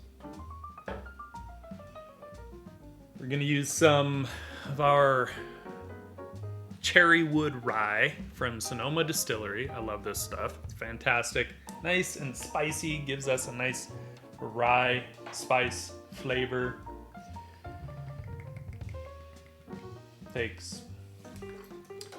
So it's 2 parts rye, 1 part vermouth, red vermouth, and then anywhere from 2 to 4 dashes of bitters, depending on your preference. For our red vermouth, we are using our Giuseppe Giusti. I don't know how you pronounce it, but it's delicious. This stuff is a red vermouth that is aged in balsamic barrels. So balsamic barrels. So it's not as sweet as most red vermouths, which I love it for that reason. You can taste the slight balsamic in it, which is very delightful, I have to say. It's delicious. By the way, with the Manhattan, you always want to stir it. Sometimes I will shake it, but really with a Manhattan, you want to stir it because it's there's not a lot in it, right? If you shake it, the water kind of messes with the different subtle flavors a little too much. Hands down, my current favorite bitters. Let's see if it'll... No, it's like, nope. Come on, there. Havana and Hyde. These are my favorite bitters right now from 1821 Bitters. They do these barrel aged and they're delicious. Havana and Hyde. I'm pretty sure it tastes exactly like what it sounds like. Which is a little bit of it's kind of like almost a Cuban / pipe tobacco flavor, but there's no tobacco in it, so don't worry. So I'm gonna do 3 dashes of that. All right. So we have our shaker, we have our spoon, and you just want to stir that up a bit, get it nice and cold.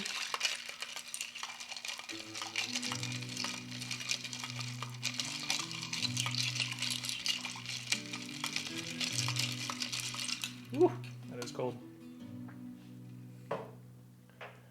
And then it's a matter of choosing the right glass. And I'm debating between a coupe. I don't know if it's like, there's no way it's going to be able to focus on the glass, I don't think. All right. Coupe or a fizz glass? Fizz, coupe, fizz, coupe, fizz, coupe. A coupe would be the classic Manhattan glass. I do like a fizz glass though too. I like them both. I think we're gonna go with the coupe because it's been a little while.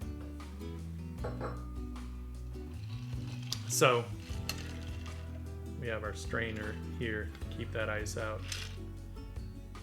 There's our Manhattan. The last thing needed is a garnish. Now, typically with a Manhattan, personally, I like Meyer lemon peel because it adds a little bit of bitterness and it adds a slight rosemary flavor to it. For whatever reason, Meyer lemons have a very rosemary-y flavor. But because this is actually a more bitter Manhattan than I typically make, Maddie, I believe it's the COUP. So for that reason, because this is a little more bitter, I am going to do a cherry garnish, which is a classic Manhattan garnish. So we've got our cherries, which I'm using the Amarina Fabri cherries. Dark red. Don't use maraschino cherries ever. Use either these or the Luxardo. I love Luxardo cherries, by the way. And let me take the ice away.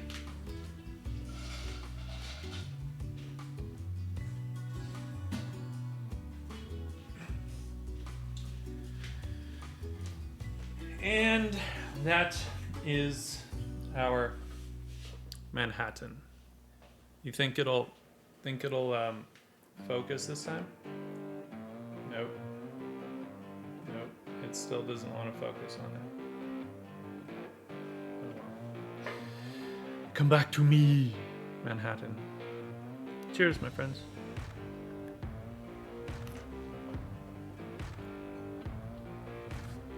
That's a good Manhattan. I like. So, I hadn't actually used this vermouth in Manhattan yet. I've used it in a Negroni and it was delicious. That is a really fucking good Manhattan. Damn. I mean, it helps that I'm also using a really good rye, but not overly expensive. This stuff is like $40 to $50 a bottle, so still it's like top shelf cocktail price, right? Sort of. Top middle, let's say. And we have our our trusty coaster. No. Over here. There. Our trusty coaster. Our gentleman coaster. Alright. Back to the art stuff. We have our coupe of inspiration ready.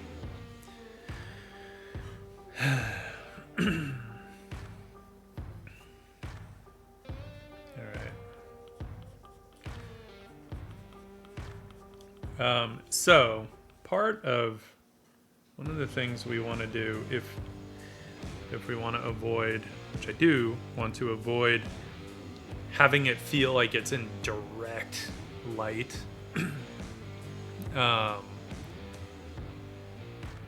Johnson, Terramano, Reposado. Crazy. I'm not super into tequila. I do love mezcal. And I love rum, but it has to specifically be agricole or sugarcane rum. One of those two. I can't do the straight up molasses rum.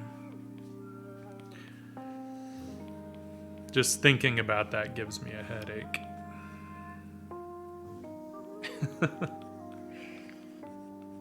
But the rum agricole, like the French style rum, I love that stuff.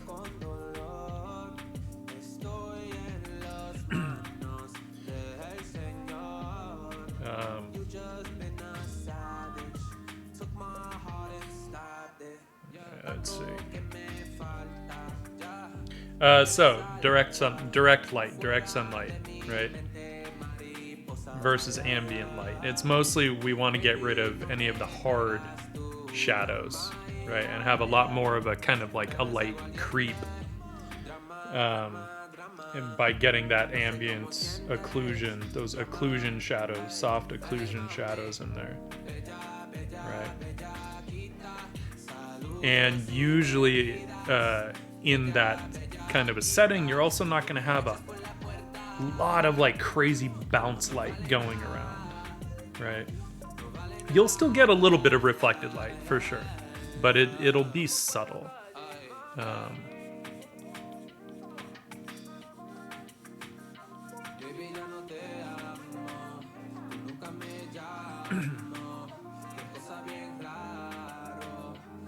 Oh, yeah, cheap vodka.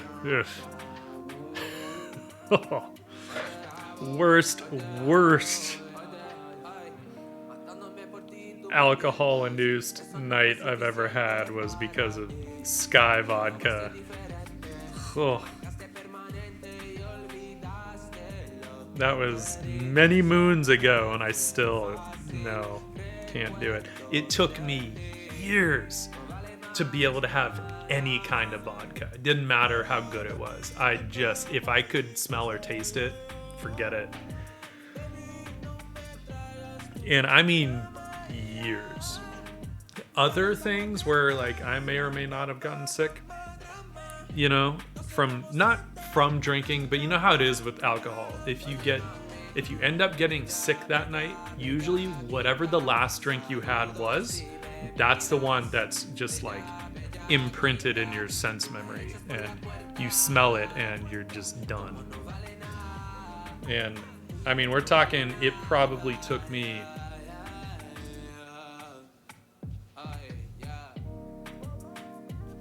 15 years before I could drink vodka again.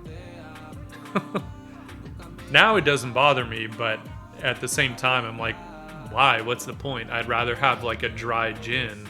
It's more interesting than just straight up vodka, you know? Or even like aquavit or something, like a good aquavit. I'd rather have that than vodka. But there are certain drinks, I guess, that would not be the same if you were to just throw like gin in there instead of vodka. So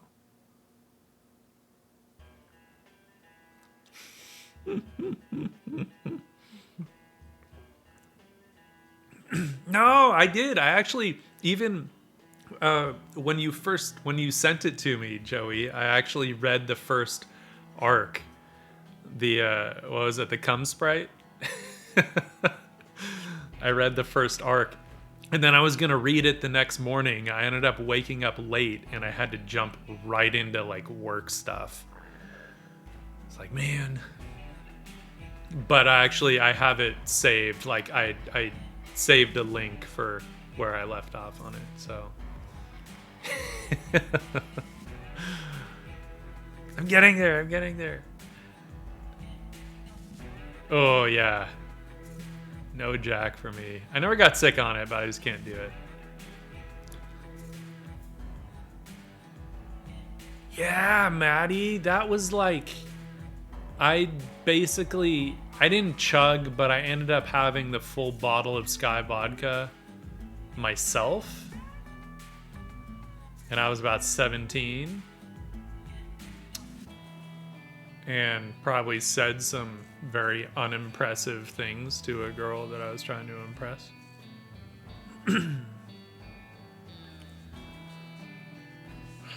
What are you gonna do? Now, granted, it was also that my friend kept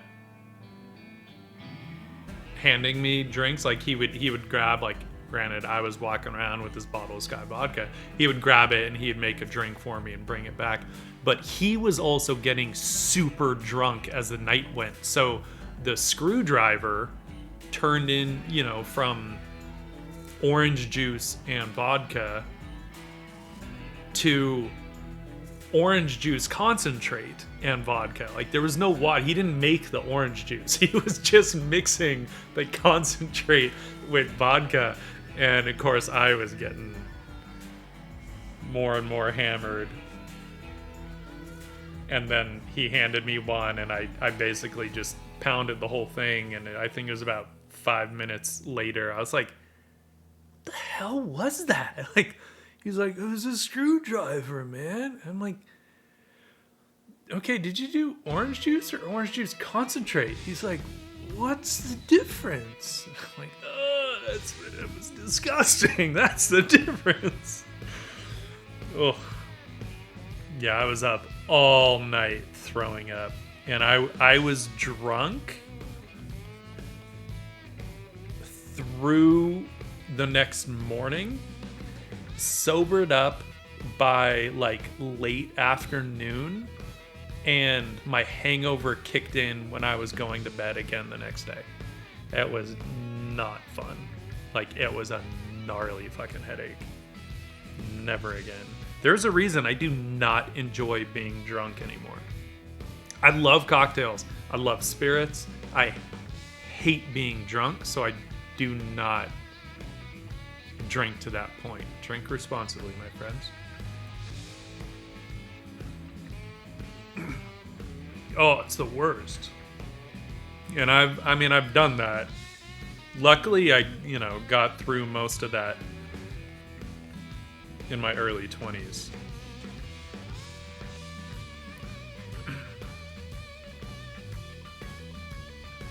And there were plenty of times after that I was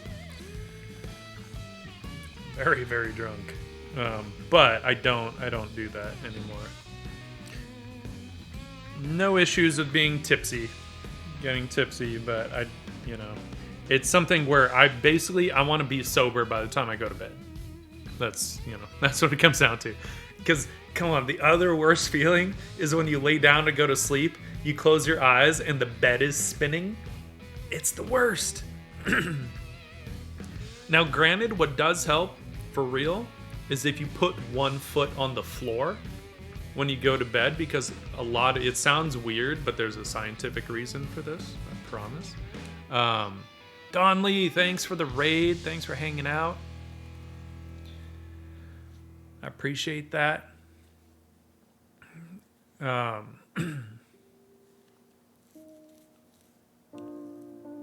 Oh, well, that's a good deterrent, Joey. It's a good deterrent. Yeah, foot on floor, right? And it's because when we go to sleep, right, we lay down and all that blood is going to our brain. And of course, we have a bunch of alcohol in the blood. But when you put one foot on the floor, you have some of that blood rushing down to your foot. And so not as much is going to your brain. So it cuts down on that damn, like you're in a spinning hammock feel. Oh, it's the worst. I hate that. Oops.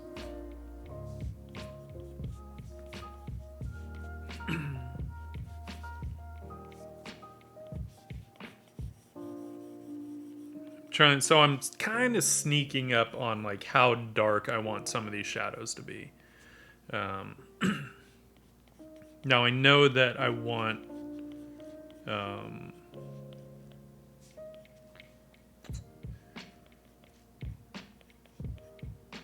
like the bellies, to be dark, obviously. Feel like I'm gonna have to get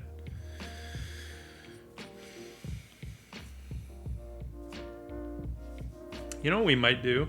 I might just put this bottom area like all in shadow, just because as soon as I have to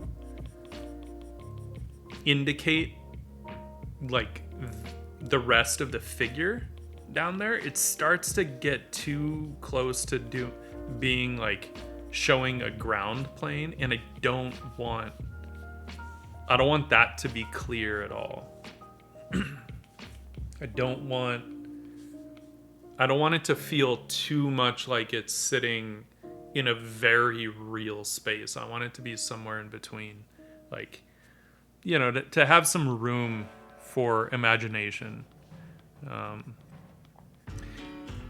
Part of me sometimes feels like that's a little trite, like it's a little bit of a trick, right? To be like, oh, leave it up to the viewer's imagination. But I think it's only that if you're approaching it from the standpoint of like, I don't want to have to figure that out.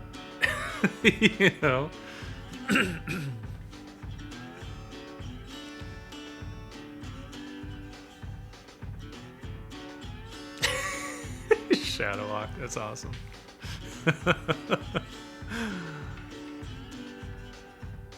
Oh, yeah. All right, Maddie. Thanks for hanging out. I'm glad you were able to catch a good portion of the stream.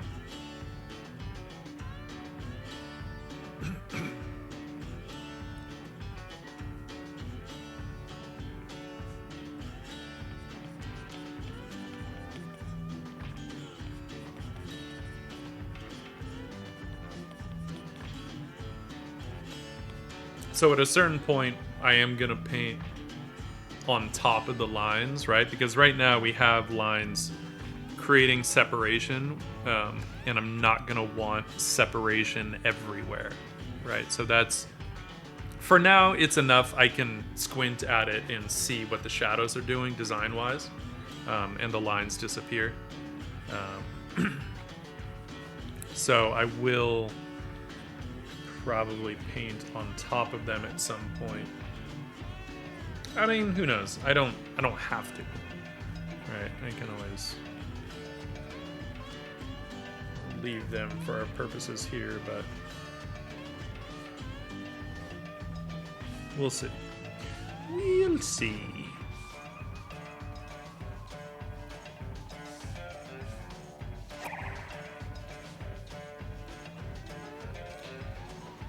Is art. Thanks for the follow. Also, IFC Guillerma. Thank you for the follow. And I did not thank April 5041 for the follow. Thank you all. I appreciate you. Appreciate.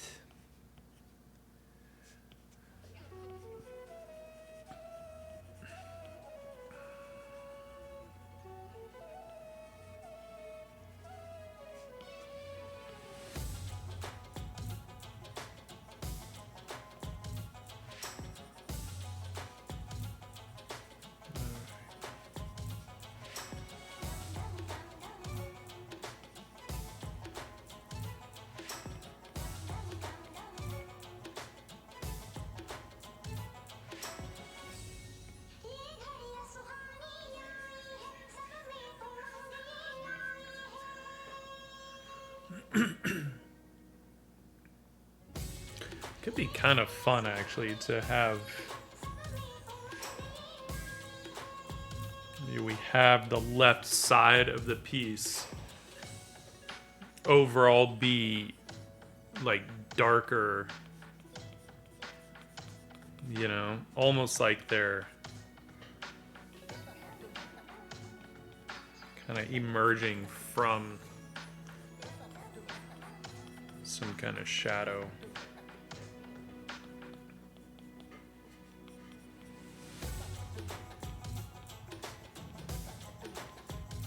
Which just kind of fits, like it fits whatever kind of narrative is going on here, right? Like clearly something bad happened. Something very not good. And she's sending the dragons. I don't know if she summoned them or she did. Like, if that's something she can just do, or if it was like, you know, in a time of great need, you know, someone is able to do that. I don't know.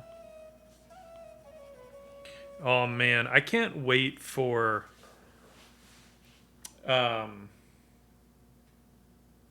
Codex Obscura to come out.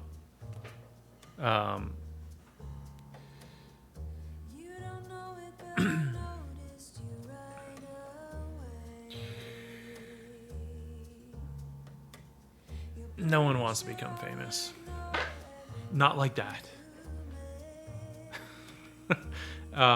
Codex Obscura, which is another book that Spiridon is putting together, right? He did the hardcover books. He's done all of Evan Amundsen's books. He designed my book. And Codex Obscura is his book on basically witches, right? It's art that's based around witches, whether it's stuff that's actually rooted in folklore, actual folklore, or more fictional stuff. I love the piece that I did for that. And I also got to do, it's just a one-page bit of flash fiction that goes with the piece. It's cool. I feel like it's a pretty powerful piece. I was gonna do, the thing is, when I was doing my research, I actually was originally gonna root it in folklore, and I was gonna lean pretty heavily into like the Hindu folklore. The problem was, when I researched it, when I dug into all that stuff and really started looking into it, I found that it's not all, I mean, it's folklore, but it's not gone. And unfortunately, in rural India, witch hunts are still a thing.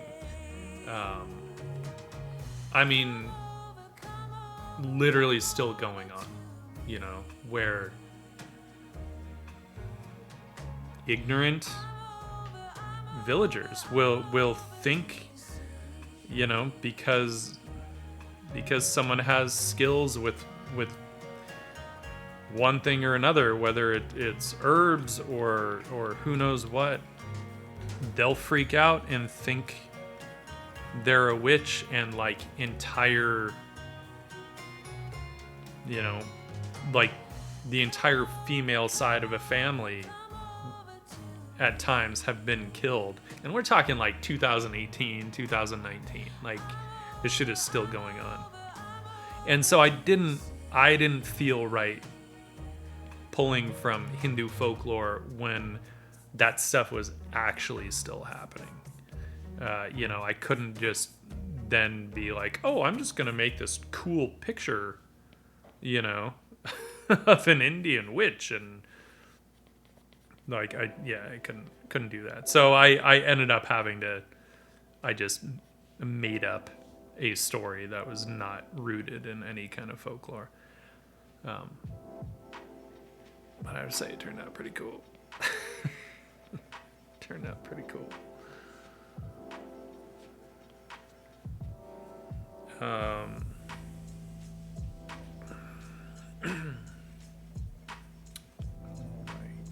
right. Now I feel like this will actually work out pretty rad, because we will be able to get some simultaneous contrast between their hair and their clothing, right? So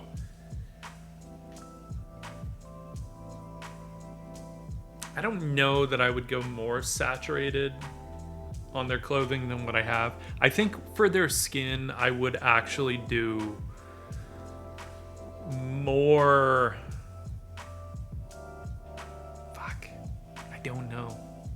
I was thinking maybe I would do more of a flesh tone, but I feel like as soon as I really start adding colors that start to broaden the palette,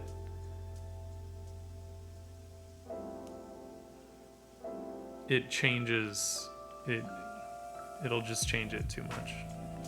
So maybe we won't do any actual flesh tones.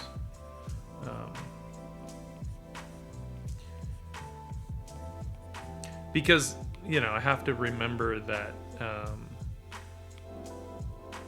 we are gonna have like a DSAT gold, right, going on.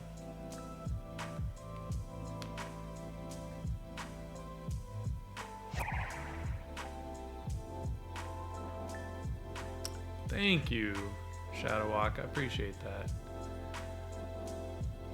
The Onion and Cassiano, thanks for the follows. Yeah, I love, like, I love, you know, the storytelling. Sorry, those alerts are supposed to be above the chat. There we go.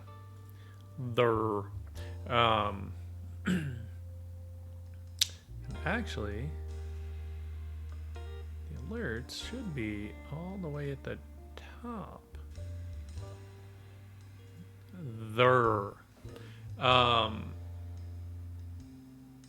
Yeah,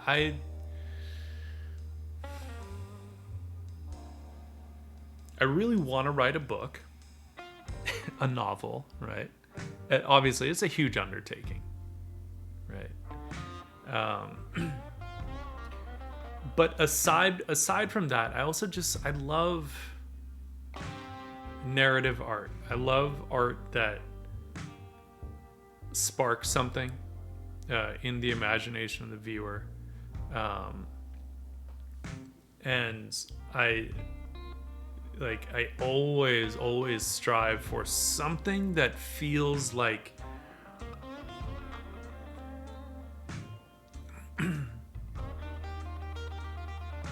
I don't want to just trap people in the moment of the image that I'm creating, right?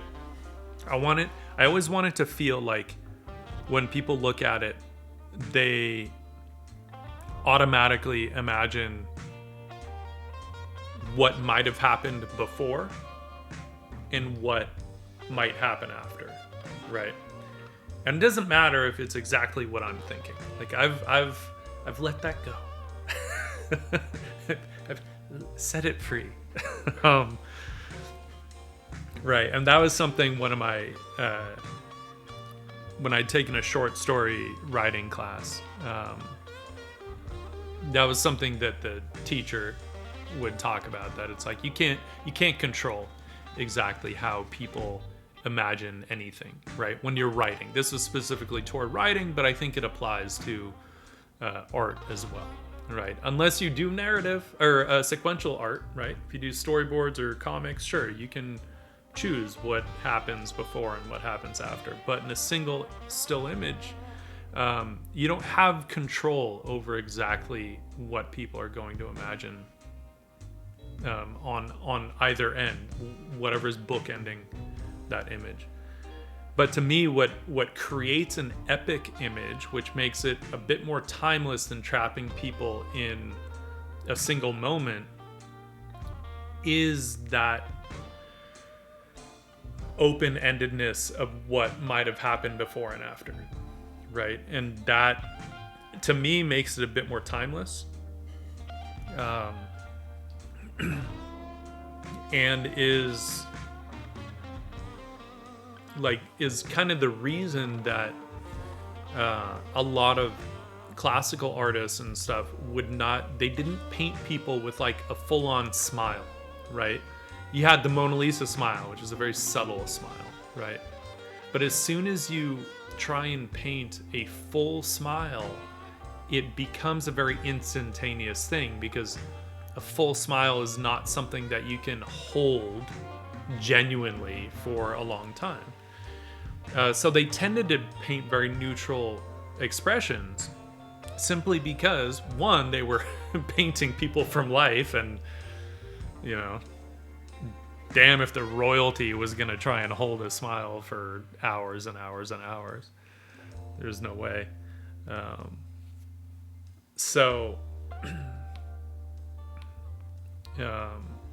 that same kind of timelessness is what, I'd like to try and capture in a lot of my stuff. Sometimes it's fun to do more immediate expressions, but okay, I'm on this color. I was going to just demonstrate kind of what the gold, might be doing, which is probably good for me to consider right now, because that would obviously significantly change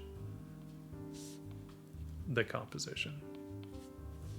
Now, the nice thing is I can put this gold on, right? Whenever I do the gold leaf, I can put that on. Then I can seal it, and I can actually glaze. I could actually glaze on top of it, right? So if I want to give it more form and dimension, right, as it's wrapping around some of these serpents, I could do that. A different effect, though, because it really this is out of frame because I'm literally at the top of the image. I was just starting at that top one. But no, that's literally, that's where the image cuts off. So, but it all depends on how I want to use that gold, right? If I want to glaze like the underbellies darker, then it really sits that gold in the space on the dragons, gives it volume and dimension. Or do I maybe want to have it be a more flat graphic element, right? And that's something that I will need to absolutely consider, which is why this whole thing is going to be a process. And I'll have to also kind of choose like what's too much, what's too little, right? How much of this stuff do I actually want to put on here?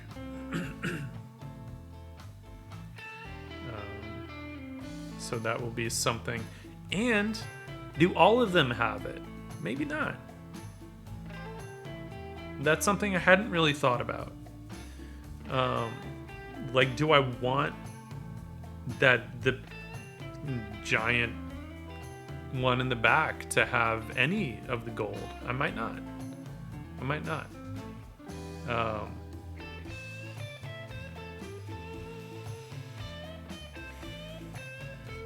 I could actually see it being on just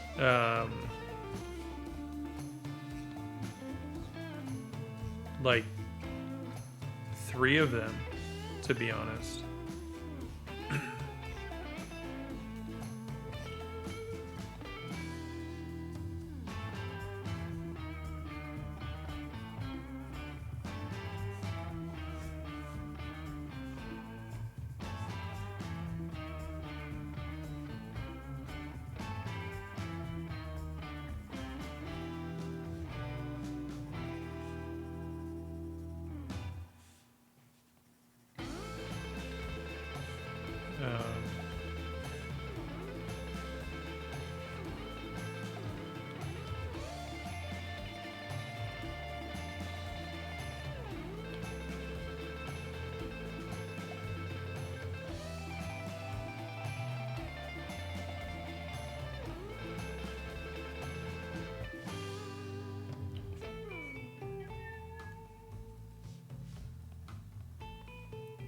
So like that one, and then this guy. I feel like that might actually be the best solution. Then I would have to think about whether I'd want to try and apply it on their eyes or not. That's a whole other consideration, and I'm not totally sure. But I feel like more than on these 3 might be actually a little too much. Right. Because I feel like you either have to be sparing with it, or it's got to be like crazy. You know? And I'd have to have like a ton of it on here. Somewhere in between, and it kind of would, I think it would feel sort of, well, exactly like that. It would just feel very in between, and kind of not too much of this, not too much of that, a little too 50-50, you know? And one thing I have learned over the years, through a lot of hard lessons, 50-50 is not the way to go in art.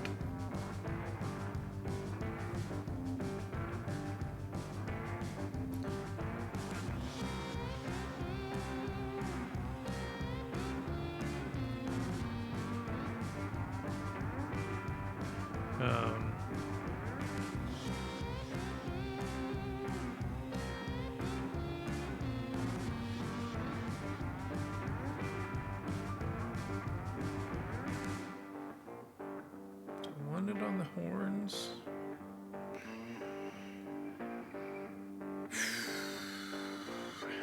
Decisions,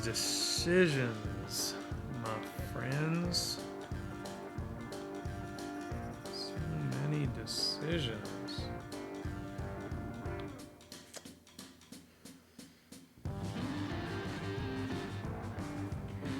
Why? Why so many decisions?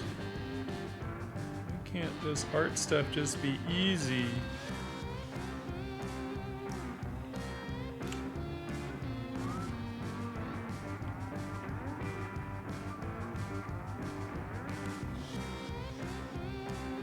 And I'm imagining how the, you know, color will change kind of as it catches different light sources in the actual piece, in the physical piece. All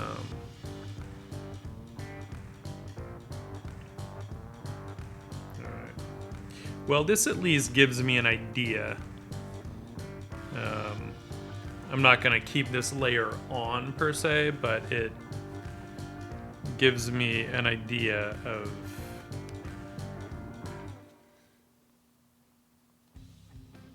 how the composition might change a little bit. So that's good. That's good. All right, back to it. Back to it. Where are our shadows?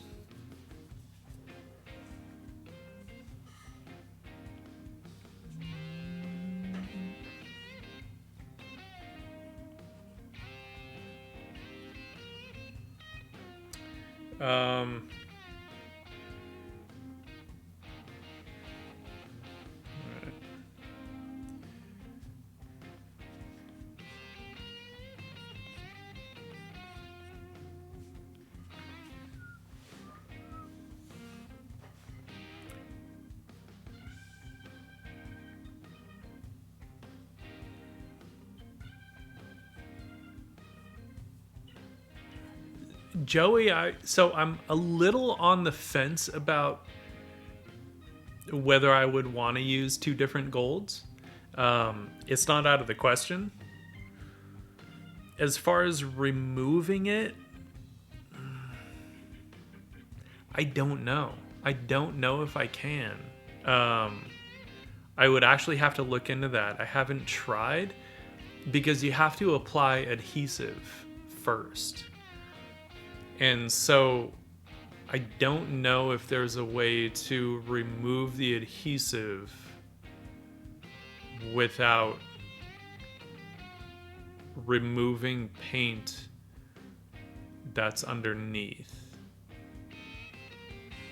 Or at least, like, I don't mind if it removes paint that's underneath, because there's no reason you can't, you know, paint back in those areas. But I mean, potentially, yeah, it could kind of fuck it up. And if it's something where you would have to scrub it, then you have no control over you know, how much paint might get removed, right? I agree, Shadowwalk. It's that's kind of the whole purpose of doing the digital comp first, right? Is to figure out all those things that might be potential pitfalls along the way, such as what patterns do I want on these dragons? You know, now the nice thing is I have, you know, I have these. I have my drawing, right? So if I want it to be fairly one-to-one, I can just transfer my drawing. Not exactly sure how. I don't have paper that size.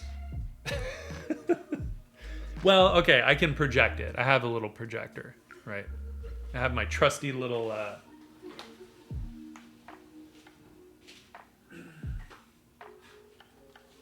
can project 1080p, right? This little guy can project at 1080 resolution. So, which is enough, I think, for something this size. Just enough. Little digital projector. Pretty much the same size as my phone. Handy little thing. So I can project the drawing if I want it to be more or less one for one. Which I probably will do. There's no point putting this much work into a digital comp if I'm just gonna be like, you know, freeballing it afterward. So.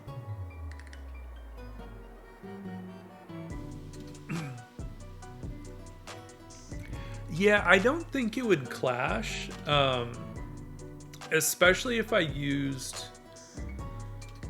moon gold or 18 karat gold, because they're not as hot as a 24 karat, right?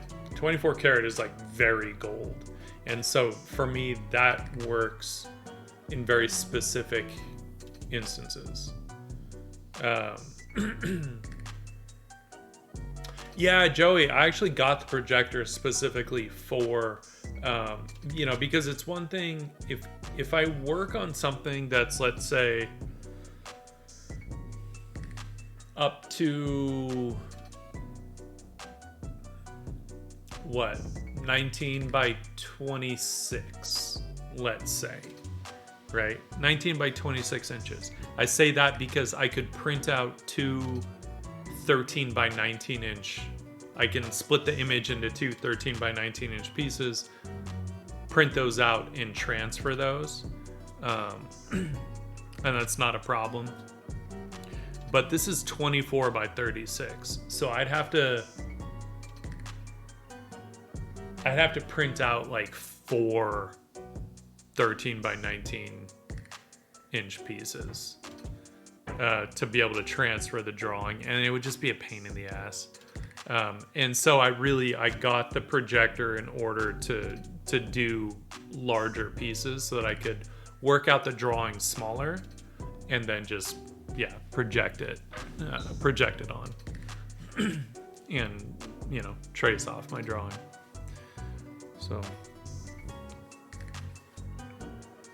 I did that for, I think I have it posted on ArtStation, I think.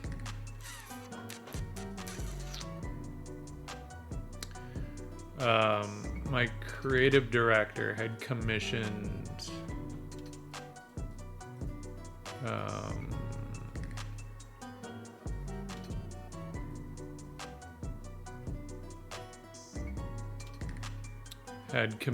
this piece.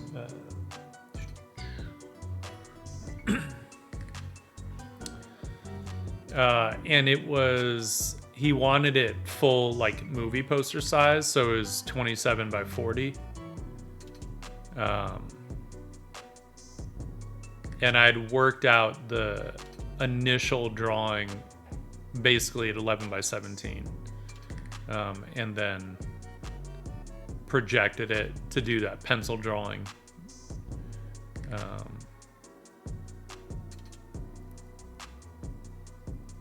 Oh, okay, Shadowwalk. Oh, yeah, it's probably late for you. Yeah. I'm glad you could tune in for a bit. Always a pleasure to see you. Thank you.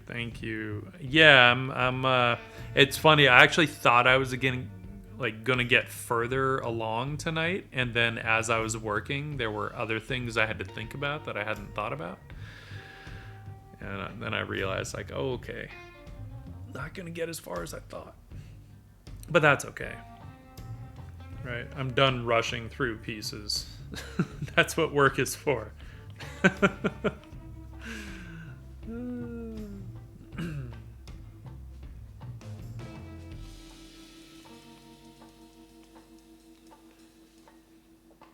Well, you have a good night. Okay, I gotta erase some of this stuff.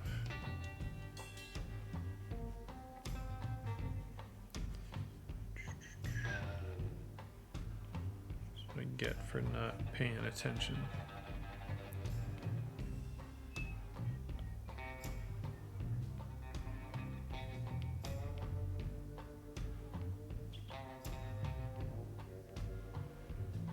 So weird. What did I do?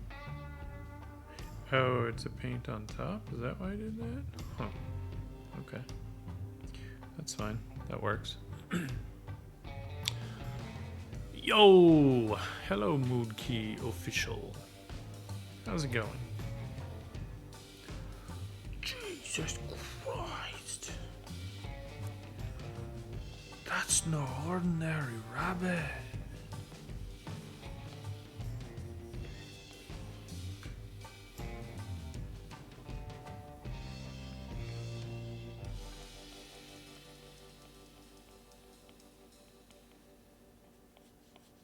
Yeah, we're going dragon happy here. I'm just slowly building up the values so that we can kind of... This will eventually be a 24 by 36 inch oil painting. So that's kind of what I'm doing this for, creating a digital comp so that I have proper reference for all of this stuff. I'm trying to think if there's a good reason for me to have this layer above the drawing or not. And let's see. I don't think there is.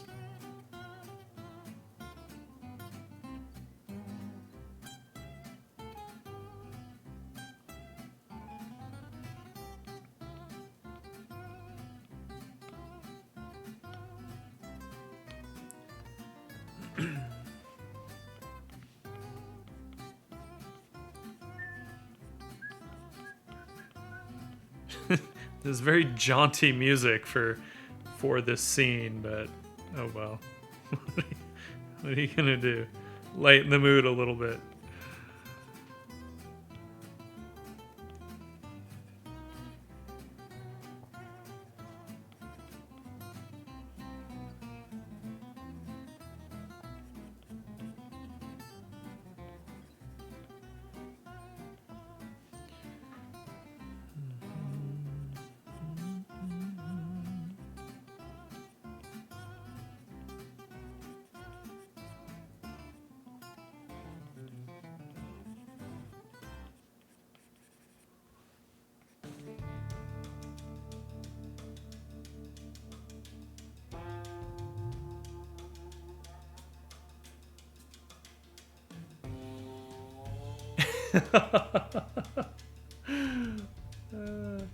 Wait, which oh,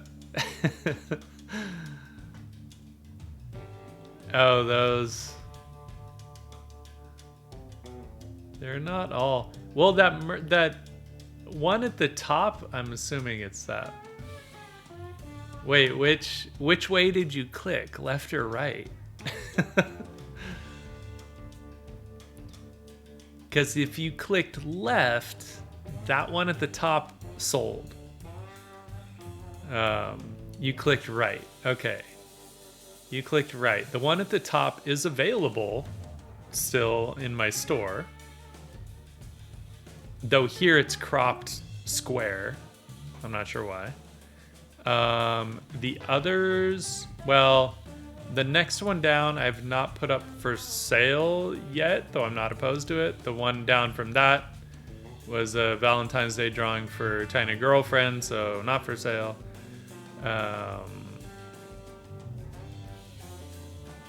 Yeah, that would be the only one that's not for sale, but I should probably just do a mermaid drop on my store at some point, because I have a lot of them. You have a lot of mermaids.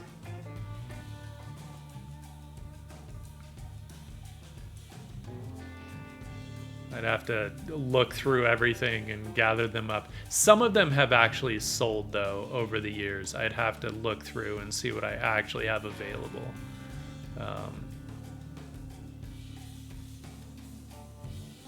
Yeah. Because I'm not sure. I'm not sure.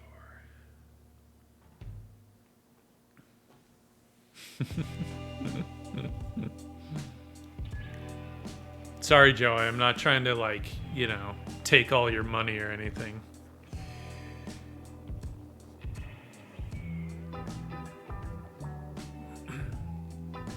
But,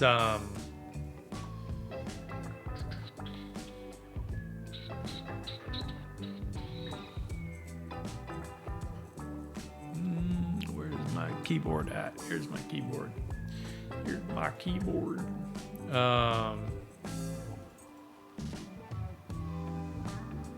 But I think that one on ArtStation is probably because I was taken with a camera, it wasn't a scan, right? So if you look in the, I really need to put my keyboard somewhere where I can see it. If you look at the originals, you'll see it there. So a little more muted in color.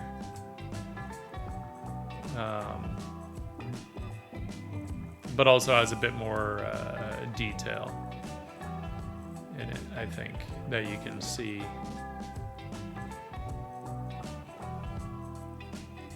Because, yeah, I'm pretty sure that one on ArtStation was probably just from a cell phone picture. So it's a little, hectic.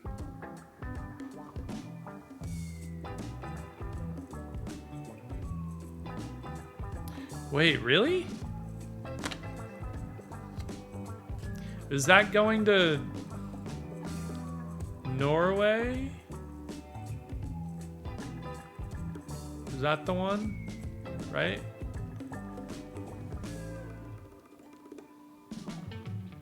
Because I did notice that when I went to track it, for some reason, like, things going to Norway, I can't track via USPS, which is the US Postal Service, which is weird. I've never run into that in with other countries, so I don't know why I can't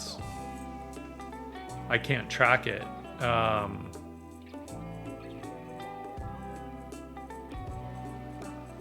But yeah, I feel like you probably should have gotten that. But let me just check real quick, because I'd also sent another one out to Italy, and I feel like if that one arrived, which I can track, then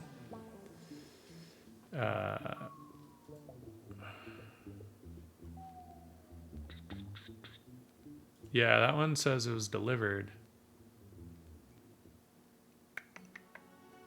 But that was delivered on September 7th, so that was only 2 days ago. So it's possible that yours just hasn't... I mean, obviously it hasn't arrived yet, but hopefully it arrives very soon. But yeah, when I go to click on it, even put the tracking number into USPS, it says not trackable. USPS tracking is unavailable for this product for Norway. What the fuck?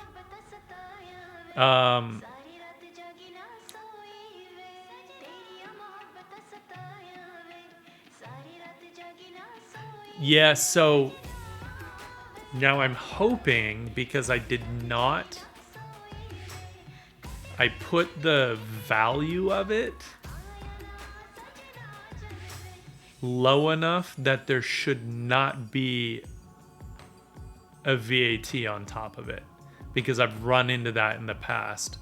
And the reason I do that is because when I've done the actual value of it, I've had it where it just sat there, unbeknownst to me, and they were waiting for the recipient to pay the customs fee, but they never sent anything out to the recipient. Like, they never contacted them. They never contacted me. Literally sat in customs for like weeks No one knew what the hell was going on. And then like 2 weeks later, it showed up back at my door, and I had that happen twice. And so I'm just like, what? What the fuck? Like, I would rather be able to pay that customs fee up front, but for whatever reason, like, they don't give me that option. But I'm like, it's pointless if you're not gonna let the recipient know that this thing is sitting for them, right? Like what the hell? So keep me posted. We'll definitely keep an eye on that. I'm hoping it does arrive. At the very, if worst comes to worst, then obviously I would just refund you the money. But I would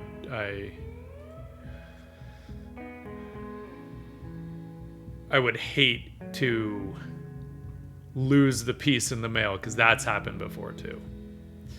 And I blame UPS for that one, because all that arrived for one guy, and this was just going to Florida, all that arrived for him was like an empty tube, or a tube that was like kind of busted open and empty. I'm like, dude, seriously? That sucks. Also, Tree Davy, hello, welcome. Yeah, this week,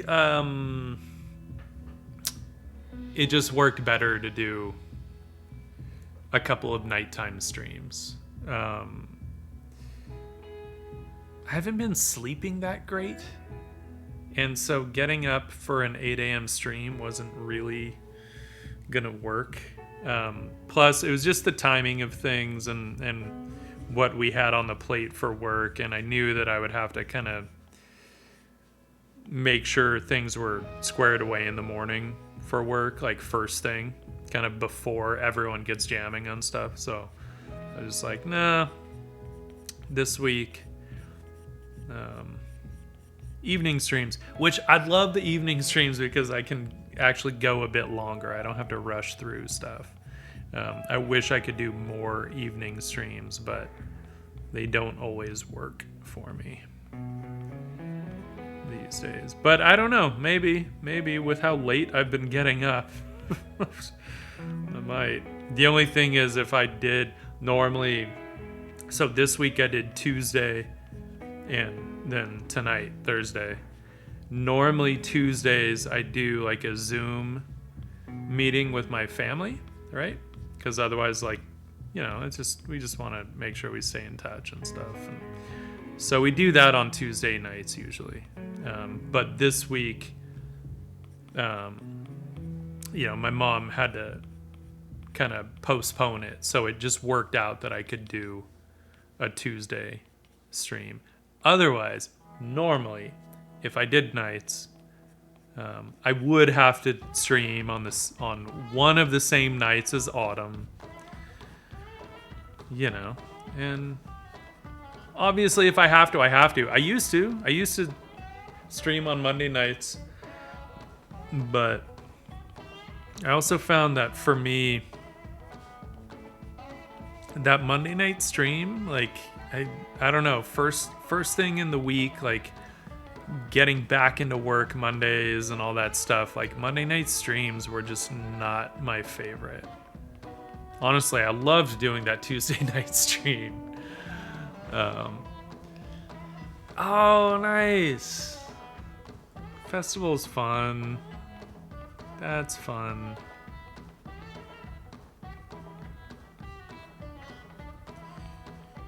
But yeah, Tuesday night is kind of the only night that everyone, like my brother and my mom, are available to do a Zoom, so I can't really like push that to a different day.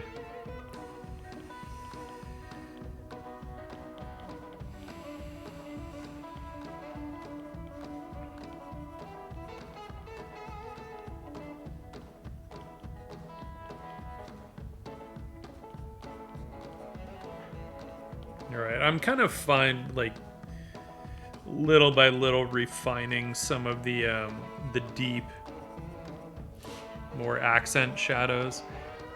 They're more subtle, right? In a case like this, where we're not going to be dealing with heavy or very strong light, right? So the accents become a bit more subtle and kind of just sink right into the normal shadows.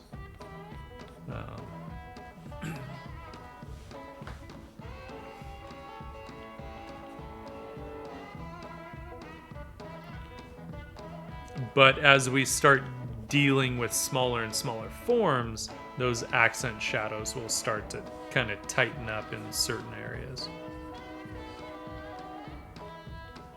Which is one of the effective ways of indicating scale.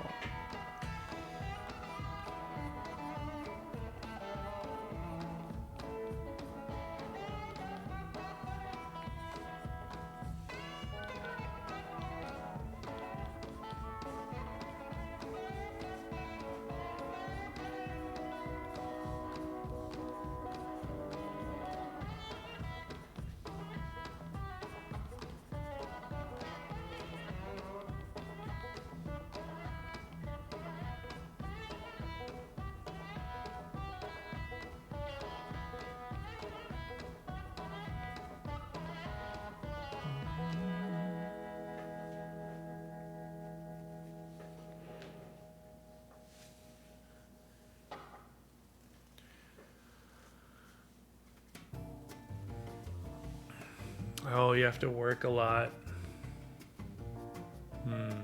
So you don't get to enjoy festival as much as you would like.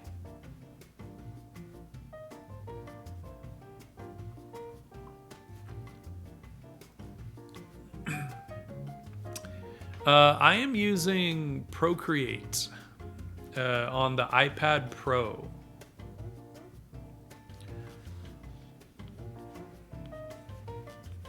It is actually my favorite way to work digitally now.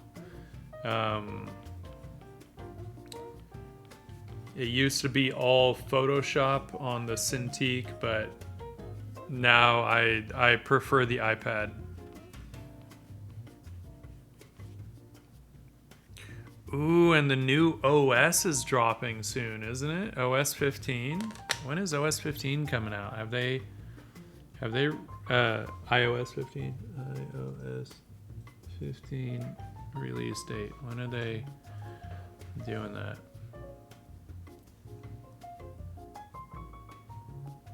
Ah, they don't have a date. All right, they're saying between September and November.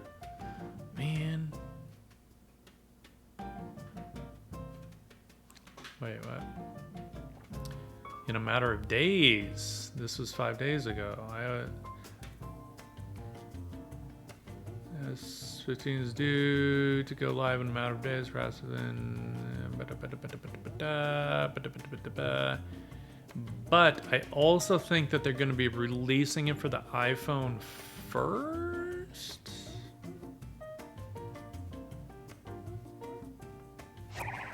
Maybe? This was sometime... So the whole thing with iOS 15, by the way, the reason I'm excited about it. By the way, thank you, Dipney, for the follow. I appreciate that. Thank you, thank you. Oh, the camera. Yeah, the camera is the Sony A6600.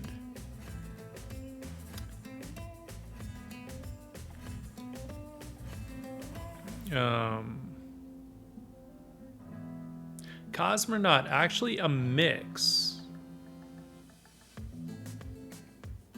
Yeah, actually, you know, it's interesting, Dipney. I was actually just talking to my buddy, to Autumn,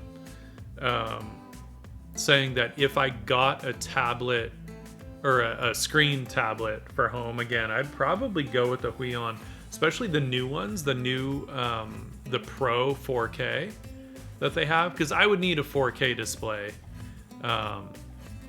Like through work, I have a 32-inch Cintiq Pro, but I wouldn't buy that for myself. One, it's this big, like, you should see my desk because I'm working from home right now.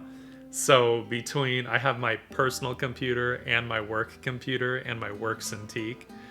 So literally right now, I'm looking at my iPad Pro. I've got my camera. I've got my 32-inch PC monitor, my tower down below.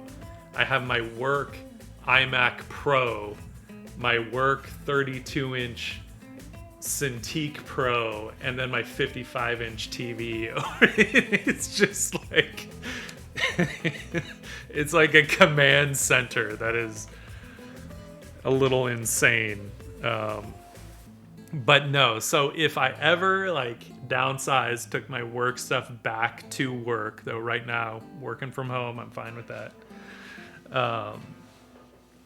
And felt like I needed a Cintiq, I would go for one of the Huions for sure. Now that they came out with that 4K display, it is awesome. And Cosmonaut, in terms of my brushes,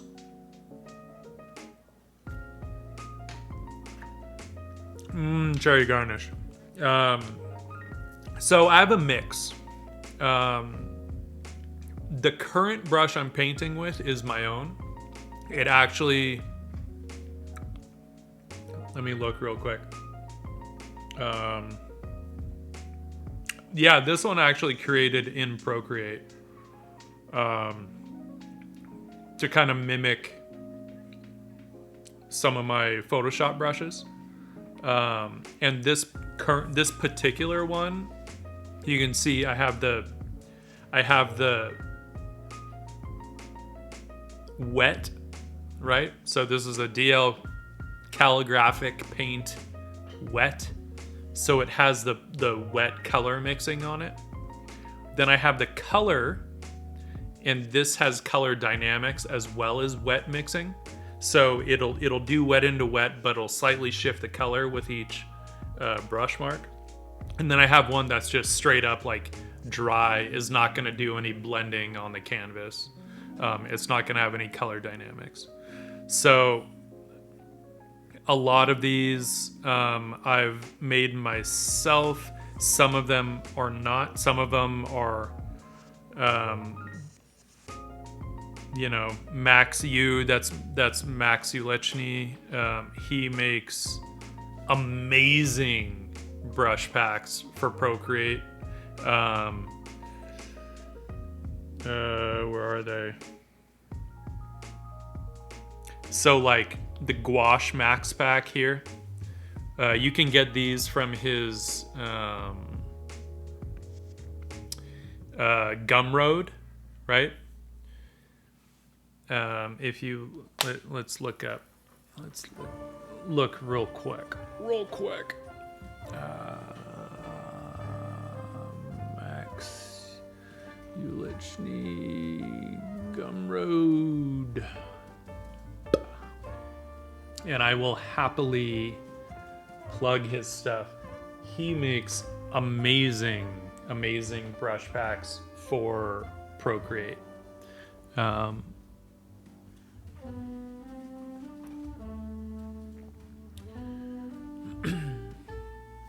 So both his gouache and his watercolor packs are awesome. For his watercolor packs, he actually created traditional watercolor textures on paper, scanned them in super high resolution to really create like true watercolor textures.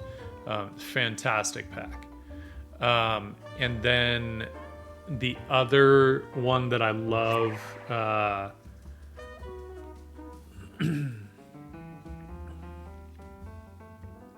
is from Lane Draws. He does... Yeah, but there are a lot more options for Photoshop.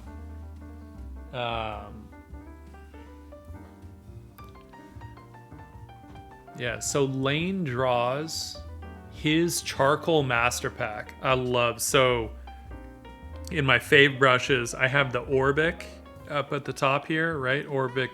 I tweaked it a little bit, but in his charcoal master pack at the top of it, he basically has this set of charcoals that he fashioned after certain artists, and he did them really well. And I love the Orbic charcoal pencil Orbic a lot. And so then I just tweaked it a little bit, which is why I have it here, a large and small. There's just different size dynamics on them. And for drawing and stuff, I love that one. I'm trying to think if I have a. It's not actually what I used for the drawing on this. I don't know if no, I think I did this before I had these brushes. But that Orbic, am I on the, yeah, I am on the Orbic brush. I like the variation, the size variation that I can get on this, right? Going from small. And that's all based on the tilt of the pencil, right? So I can work more traditionally with the side of the pencil like I normally would, right? And get some nice broad shapes here.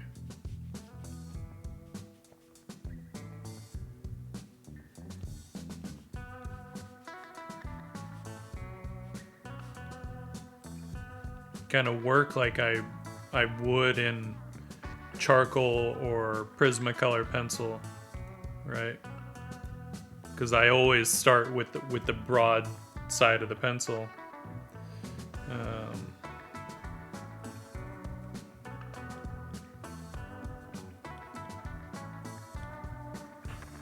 And then as you go, you can get into more detail with it.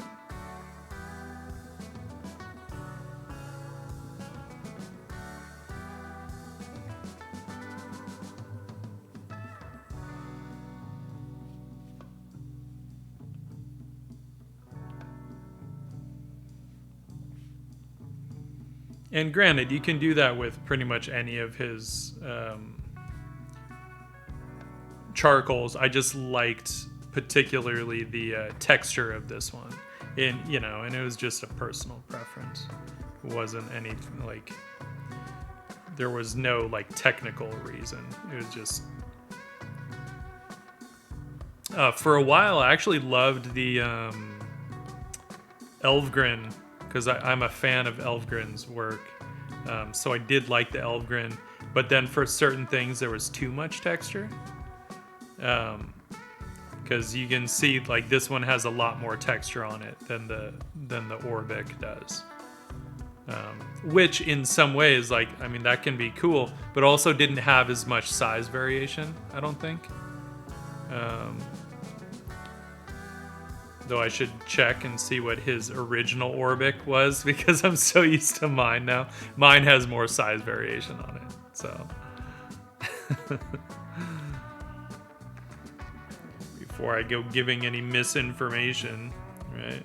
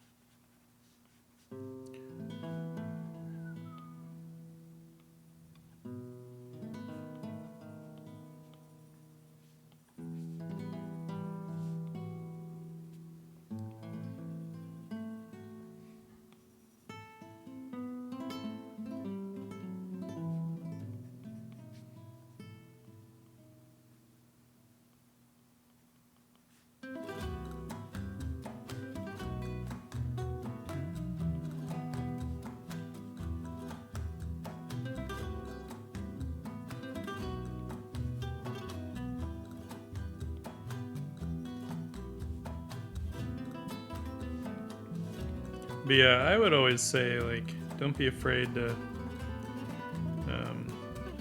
mess with brushes. I just always make sure to duplicate them first so that I still have the original to go back to in case I fuck it up, which is totally possible. You never know.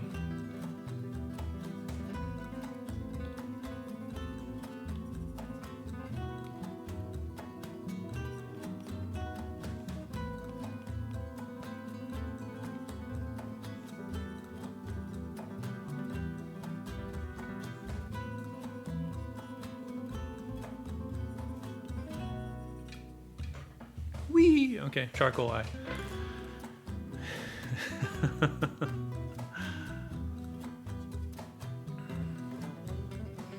Yeah, I mean, Gumroad's great for that stuff, to be honest. Like, really is. Alright, back to whatever we were doing. There's our eye.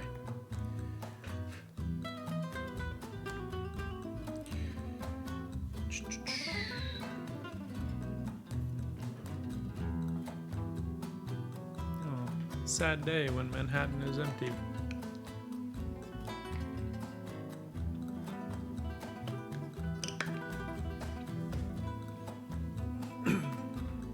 It's okay. We drink water instead.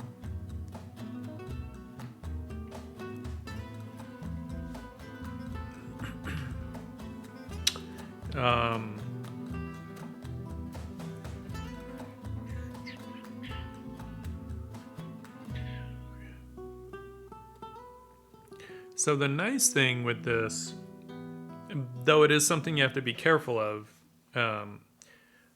if we zoom in here, we can see we actually have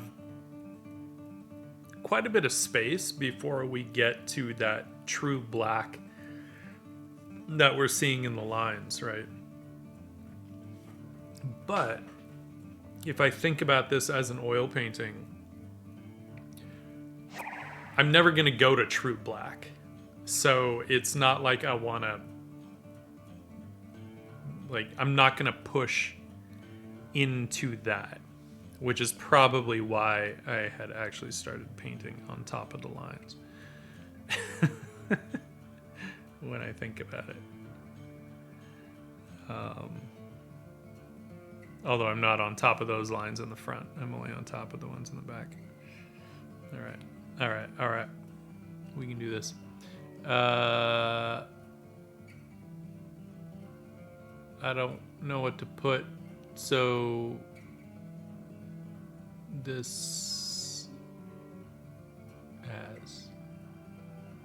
I don't know what to put, so this as. That's right. Thanks for the follow, and hi, welcome.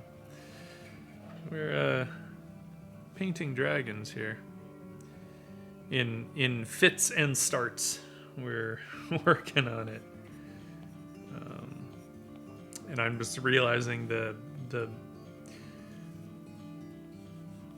black of the lines can get a little distracting just because, like, it's gonna start creating separation where there won't necessarily be in the final piece. So probably is a good thing to start painting on top of some of those lines and really unifying some of these shapes, right?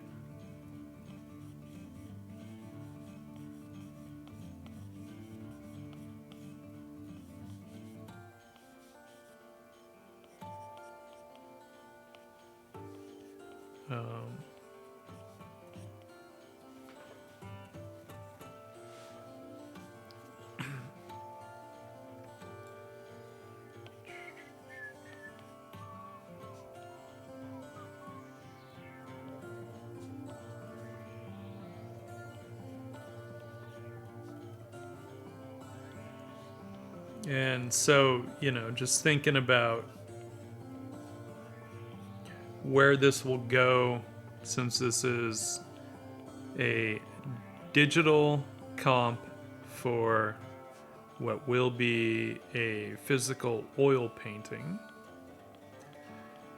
You know, I'm I'm thinking about, because obviously we can do anything we want in digital, right? We can go crazy with color, we can go crazy with value, we can change things as we go and do all this stuff that we can't do in oils. So I'm all, wanting to kind of keep in mind a bit of what's possible in oils. Now, to a degree,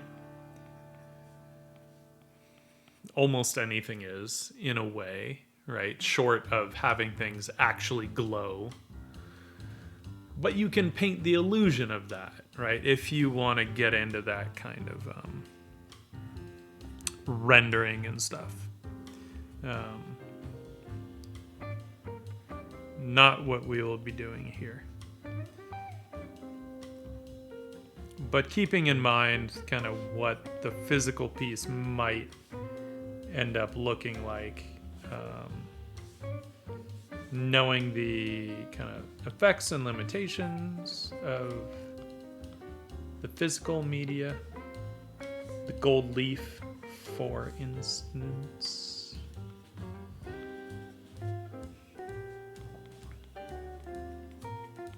Which I still think is like, just that moon gold is so cool, the way it changes and shifts color depending on the light that it's catching, the light that it's reflecting. It's so awesome, and for my money is kind of what elevates it above like a pure 24 karat.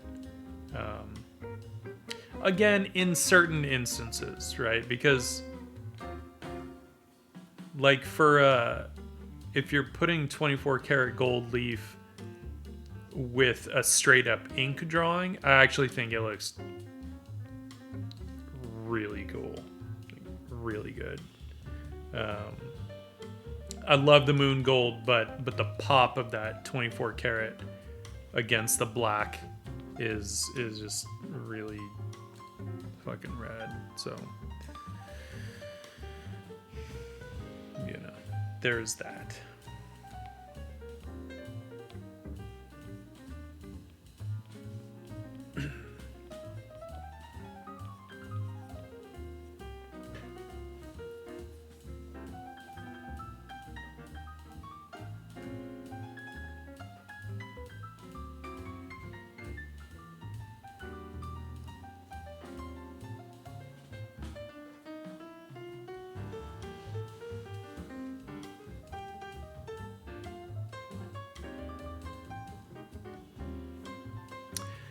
No, Joey, I feel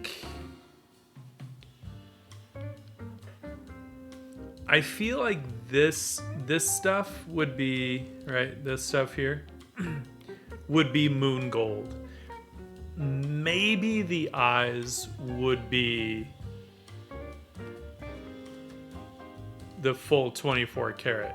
I don't think I would put any more gold than this. I don't think, but I'm gonna have to I feel like I'm gonna have to get a little further in the values on this, like figuring all that stuff out, and then see if maybe I want to add more gold. I feel like beyond this, it could quickly get to be a little too much, but maybe not. And some of that also, I could plan more out here and just kind of ease my way into it in the real one, right? Do like lay the gold leaf on these three and see, like maybe in the real piece it would, because obviously it would be bigger. So there would be, right, is much bigger, like 6 times bigger than this, basically. Maybe more. 8, 9 times bigger, I don't know. So maybe with that much space, it wouldn't feel like too much. And also knowing that on a piece that size, some of the gold actually would disappear because in that much space is going to be reflecting different things. So some of it would catch the light, but not all of it, right? Which I think will be really cool, because as you move across the piece physically, that gold is going to like go in and out and catch light and disappear as you move across it. So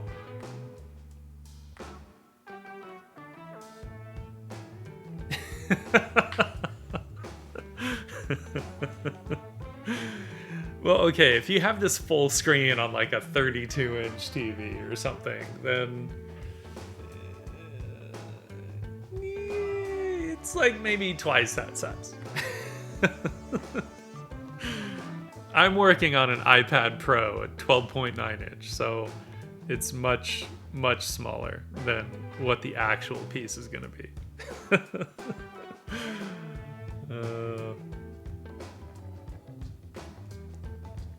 Let's actually keep that on for now, the gold stuff, because that's going to help.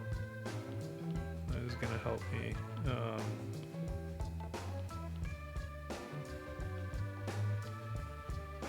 Because I think I'll want to get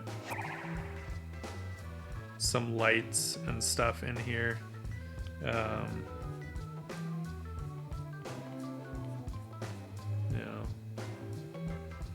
Foca Loca! Thanks for the follow. Welcome.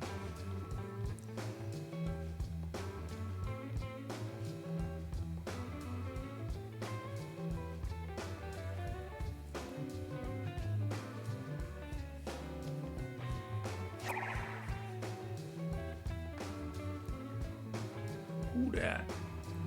Forever Zero Dragon. Welcome to the Dragon stream for tonight anyway.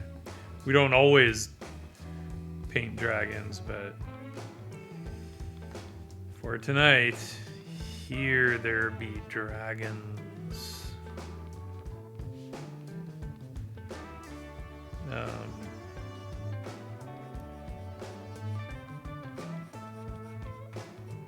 So this is where I'm actually like, there's gonna be a lot of fine-tuning of values, right? Back and forth. So like realizing that, okay, the bottom of this one here is going to be more in shadow, so I am going to go darker. But then the dragon behind it, at least in this portion, probably isn't going to go as dark, because some of that stuff is actually facing up more toward the light, right? So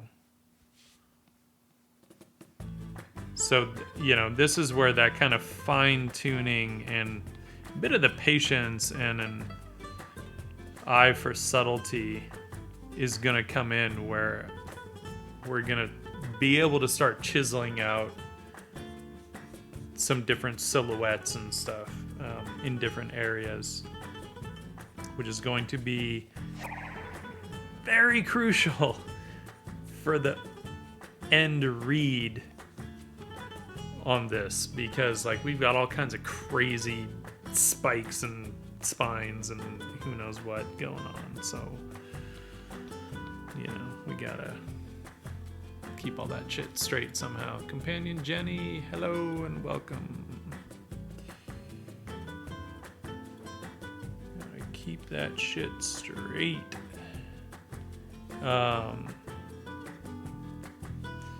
But knowing that we are gonna get into some lights as well, that this wasn't all lights, let's get a little bit.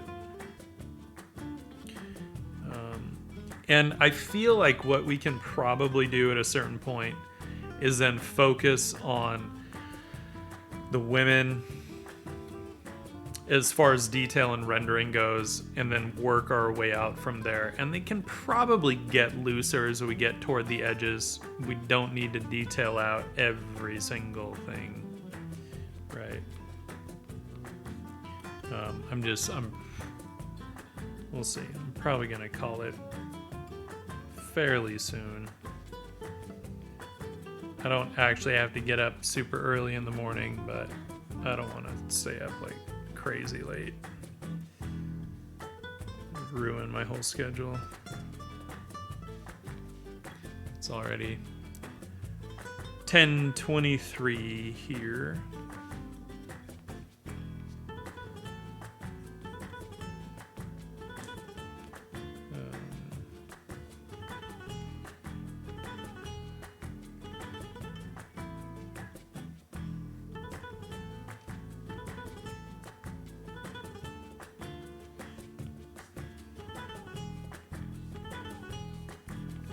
But this is also where I can start to kind of decide, do I want to get into different materials, like surface qualities, you know? Are there things that are like glossy? Are the horns glossy? I mean, it would make sense, right? Horns tend to be a harder material.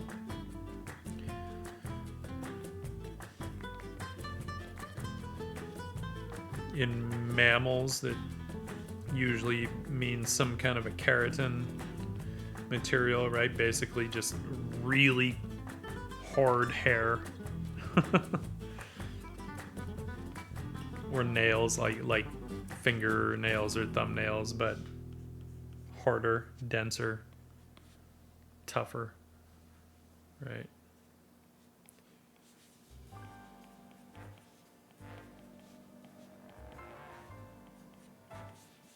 And this also allows us to start to unify the lights a little bit.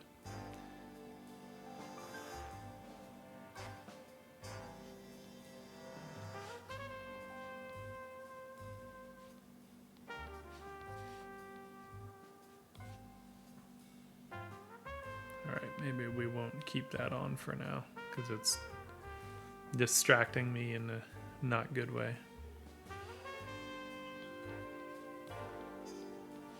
Those were just thrown in super quick anyway. Were not meant to be any kind of final. Hola, midget.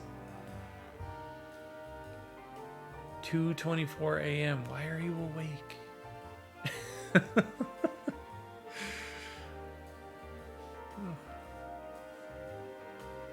I appreciate you being awake.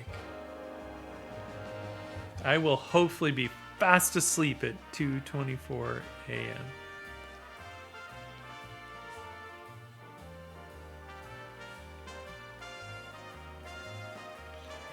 So we've got this kind of stuff.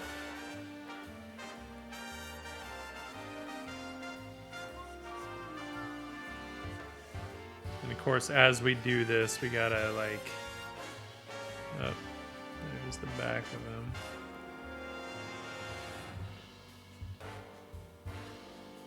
We actually have to also start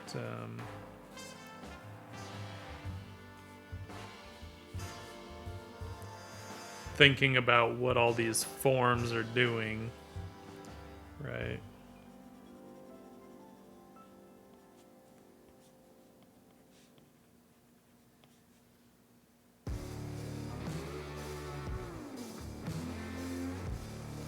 But then we can also, I don't want to go like, I don't think there's any point in here where I'm going to go like super light like that. I think about a 75% or 25%. Let's say if white is 0 and black is 100, I feel like a 25% is probably the hottest, lightest I will go on any highlights, right? And that's really going to be just to catch some of the tips of things that I want to come across as being like sharp, hard spikes spines, horns, whatever, right?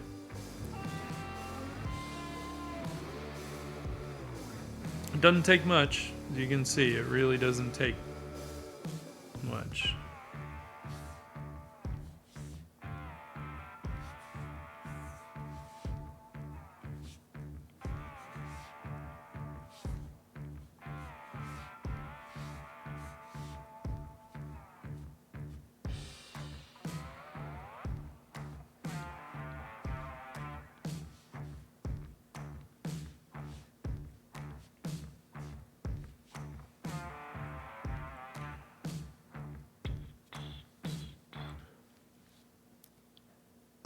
Ah, okay.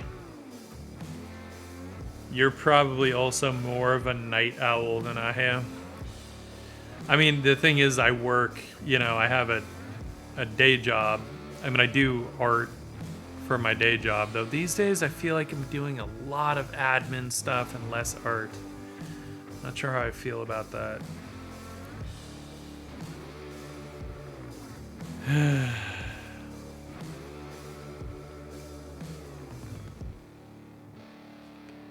But, whatever.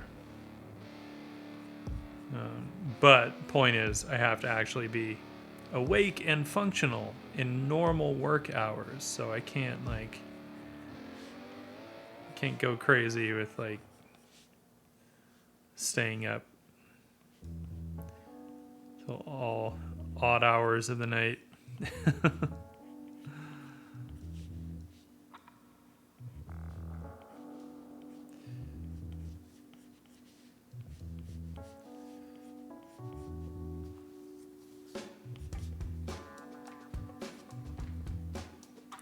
So I like the spines underneath, and I'm trying to think if I want to.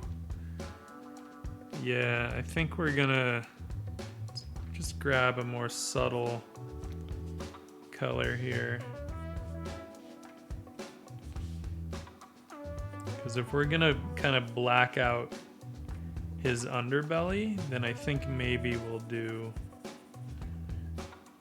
maybe even more subtle than that. I don't need it to be super overt. I just want it to be there. Right.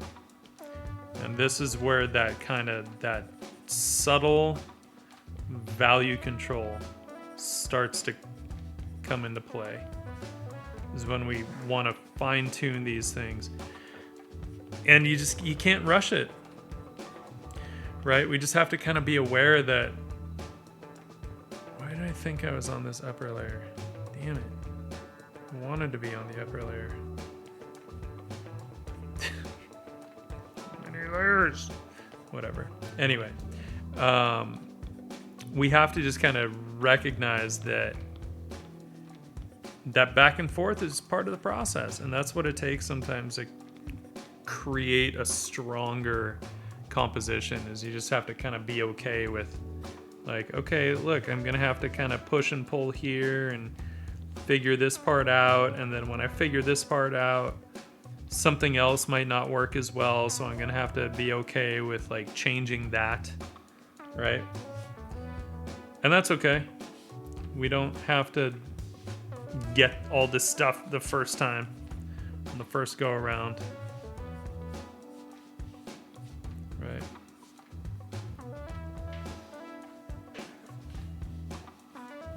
Oh, getting up at 8:30, you're crazy. You might be younger than me, but I don't know. That's not enough sleep for me. Man, I did that all the time in my 20s, though. Holy shit.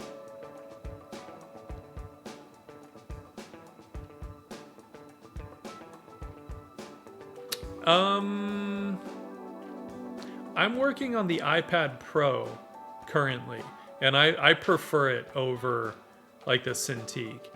But it also depends on what you're doing, because there are certain things, when I'm doing stuff at work, if I'm doing a finished illustration, because we do movie posters, right? So we're doing these things large, right?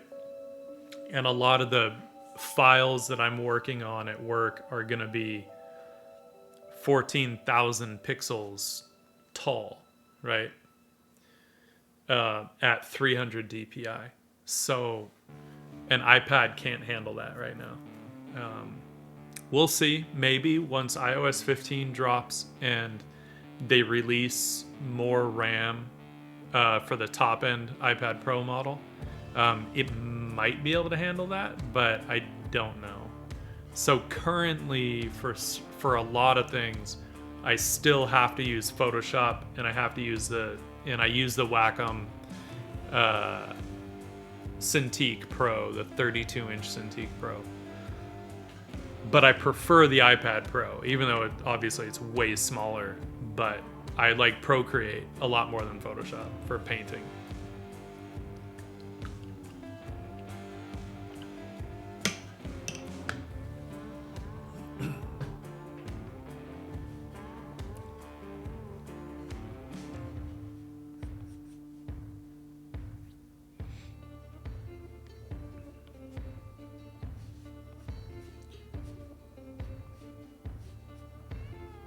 So this is nice when we start getting into actually, now we're like getting into some of the painting, right?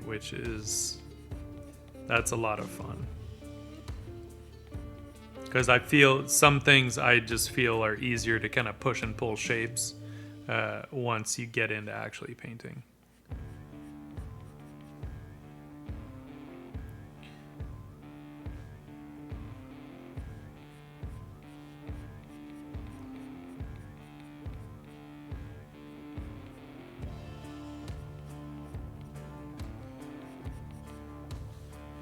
Right, up until now, we've been doing a lot of kind of relying on the drawing to do the heavy lifting for a bit.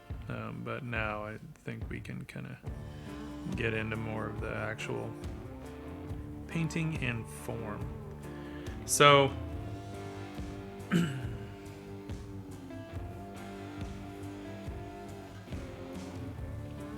I keep looking at these guys, especially the ones that have their mouths open. You have that membrane that's at the jaw, at the hinge of the jaw, and you have the tongue. Do I want to get into colors with those, you know? And I could, and it wouldn't have to be much. We can do our still thing, our monochrome, but just pushing saturation around.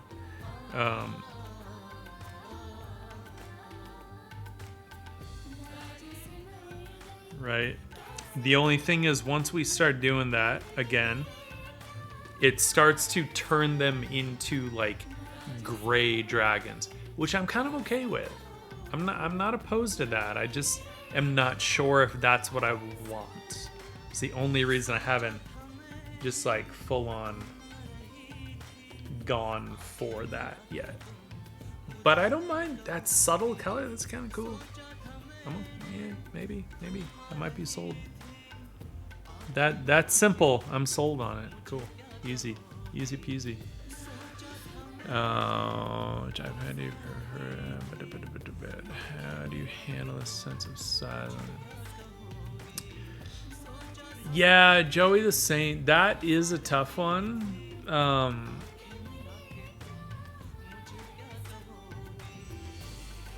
It takes some getting used to, and one of the things that helps is with something like this.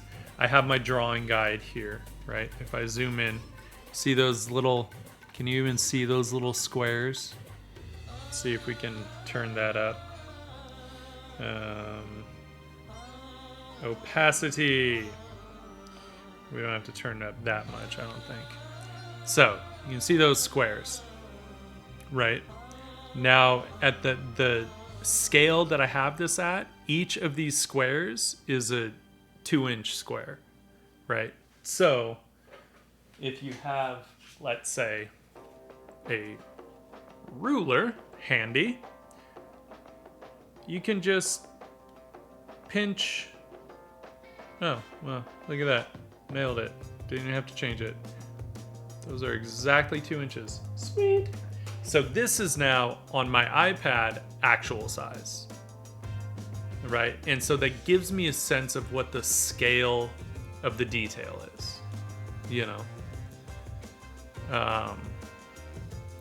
It's not the easiest thing to keep in mind if you're thinking about this as what will be an actual piece. But I also have the actual panel right here next to me, so I can kind of keep looking at it and get a sense of, you know, what size these things are going to be at. You know, but that's like, you know, that's a good sized dragon head if I think about it, you know, that essentially being actual size. That's a pretty big dragon head, I have to say, you know. And look how big that eye is gonna be, right? So, you know, I definitely have room to play there. And Tree Davy, it is actually gold leaf Tree Davy. That's what I'm gonna be working with.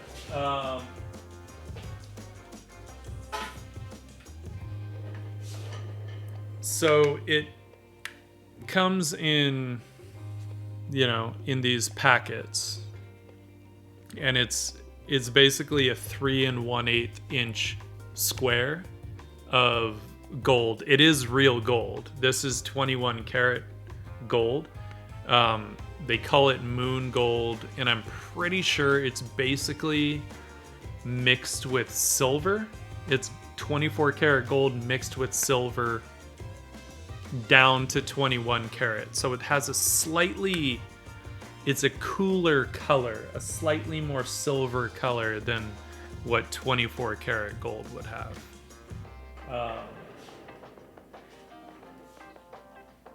We can... Where did I put my tape? There it is. There it is.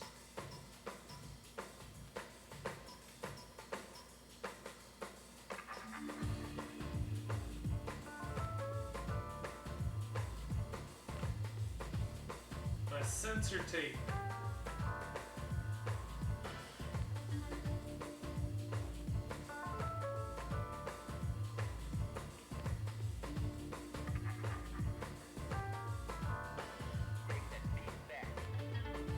Twitch doesn't like nipples, right? All right. So this one has the 21 karat moon gold applied to it, right? So that is actual gold leaf applied.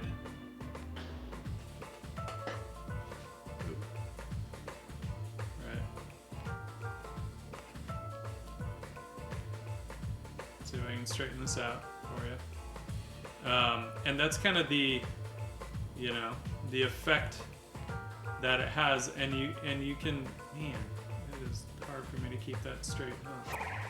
So you can see a bit of that warm and cool playing across there, kind of depending on the lights, whatever it's reflecting, right? You can see how warm it can get depending on the reflection, or how cool it can get. So that's one of the things that I'm really loving about the that moon gold is just how much variety. There you see it catching the magenta lights in the background.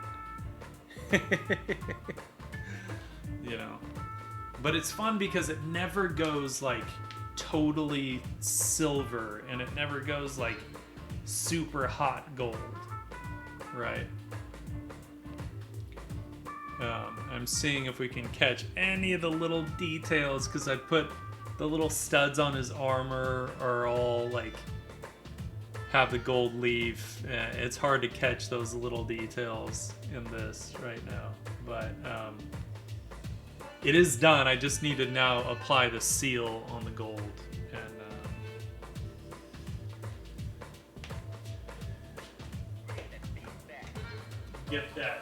finished.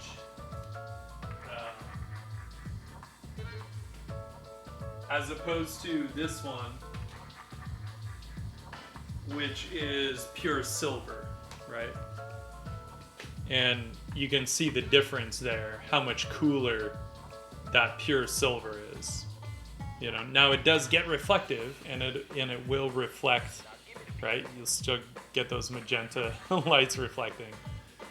It's a little bit more of a mirror reflection. So a very different kind of vibe on the pure silver than it is on the gold, the moon gold. So, yeah, whatever. No one's gonna notice that.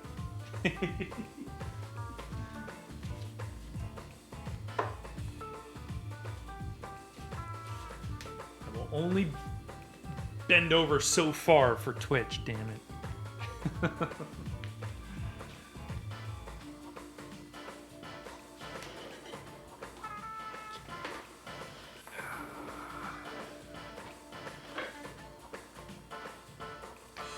Yeah, man, in person, like, it looks cool. And when I first noticed that the color shift on the moon gold is just because I happened to be walking past it, and it caught, you know, these different light sources as I moved past it. And I was just like, oh my god, that is so cool. And yeah, it was pretty rad. Shit, do we want to? Yeah, you know what? I'm not really trying to stay monochromatic, so I feel like for the tongues, I actually want to cool this off a bit and go more red. Not like crazy. We're not going to go nuts with it, but I do want to go. Want a little more color.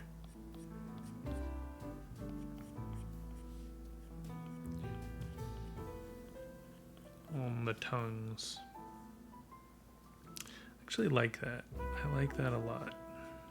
Cool. I was hesitant to get colors like that in there.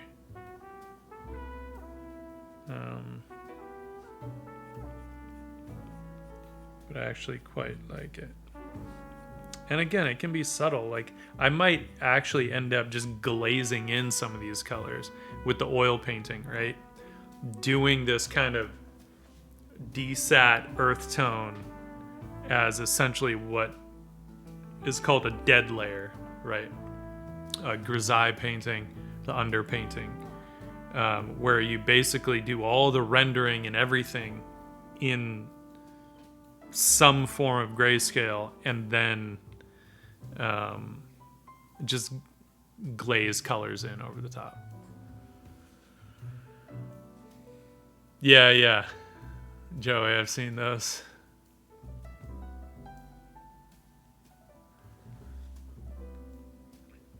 Yeah, similar to the hologram stickers, actually.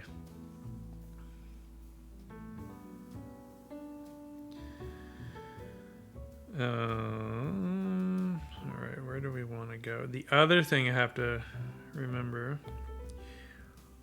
I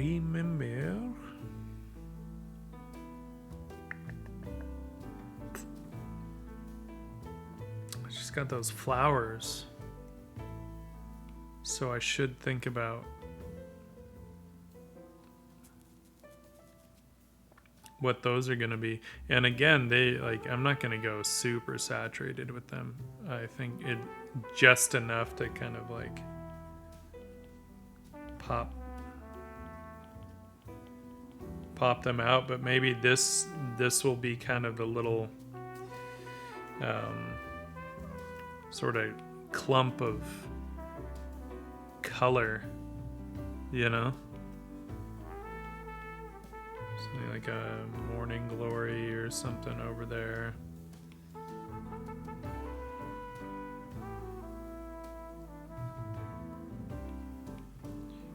I just don't want to go too crazy with it. too crazy.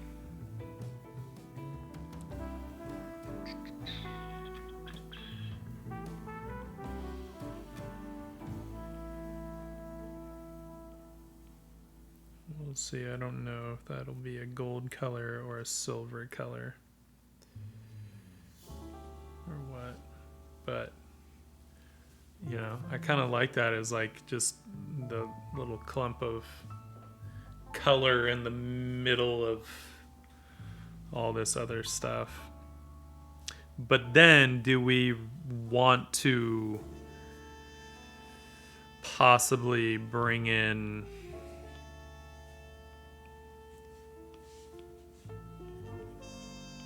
a little bit of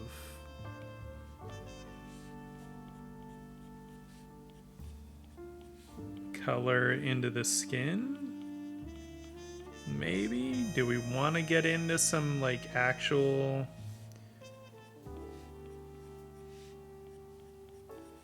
skin tones? I don't know. I don't know.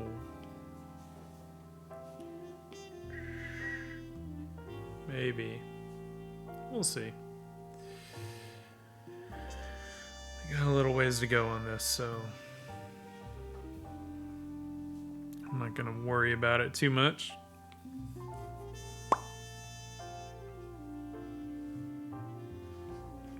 Let's go just a little lighter. Cooler or warmer? Cooler. Let's go cooler.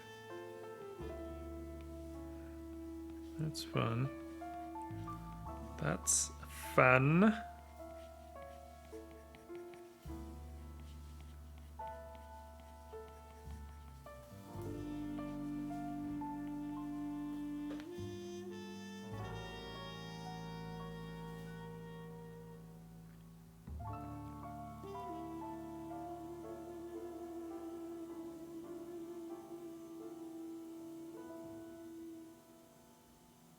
Oh, interesting.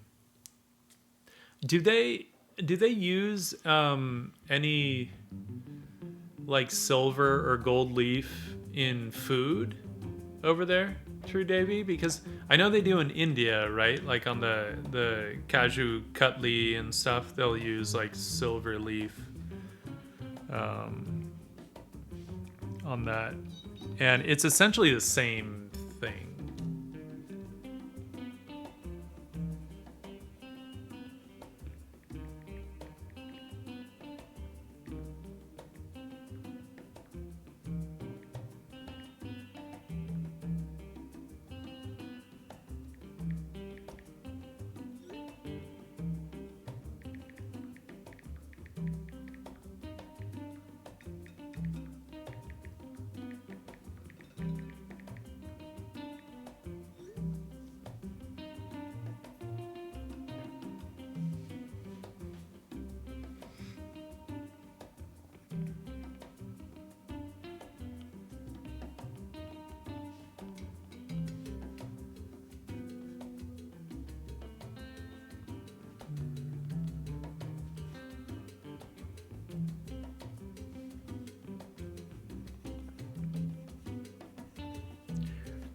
And this is also where I need to think about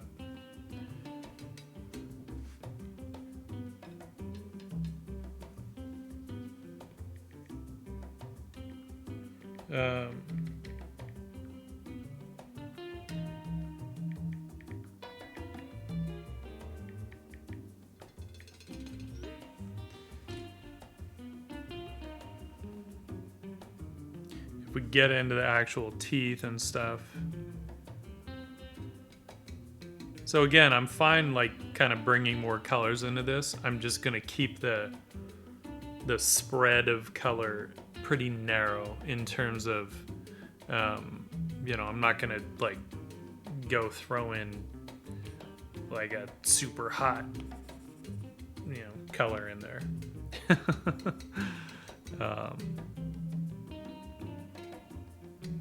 Because it doesn't need much.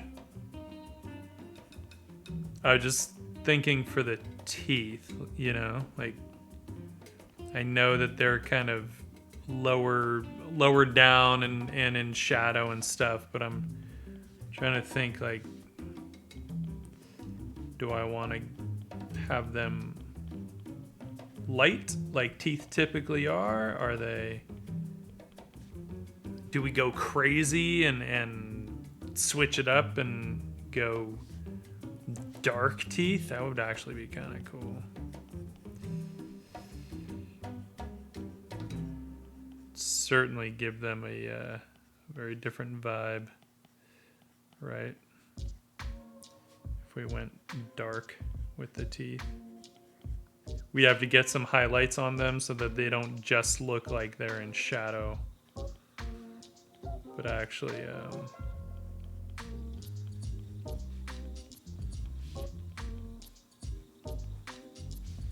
actually dark.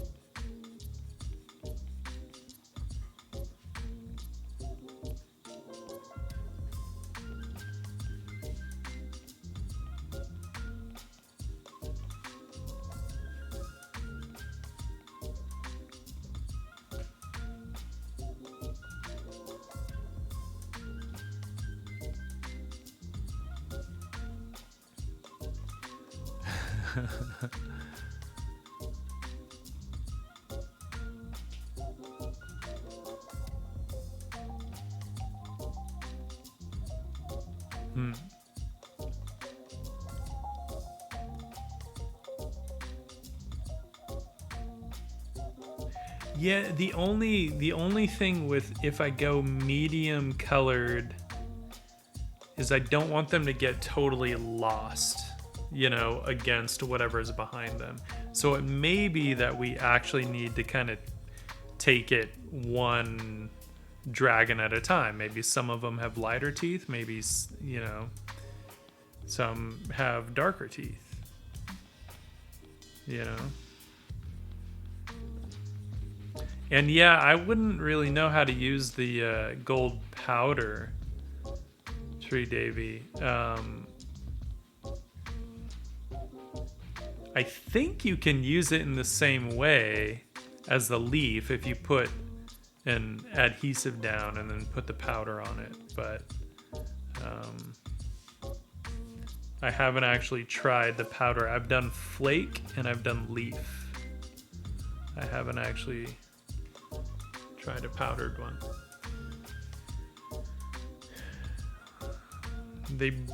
They brush their teeth with the bones of their victims. Joey.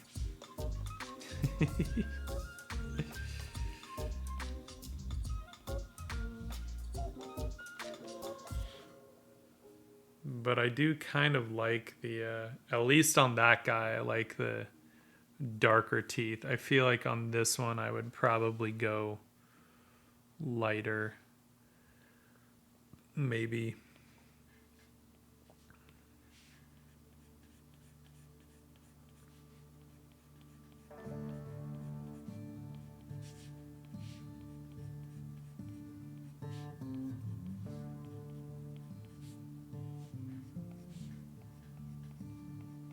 Right, just for the sake of separation against kind of what's behind it.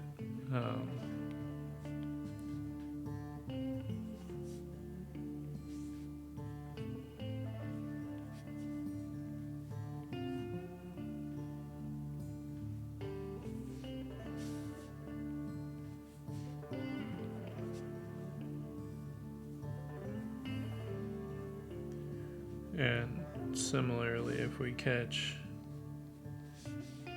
lights on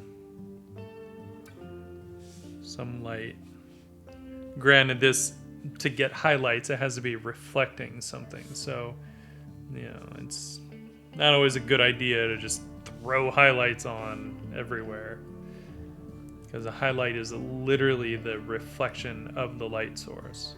And if we're talking about an indirect light source, ambient light,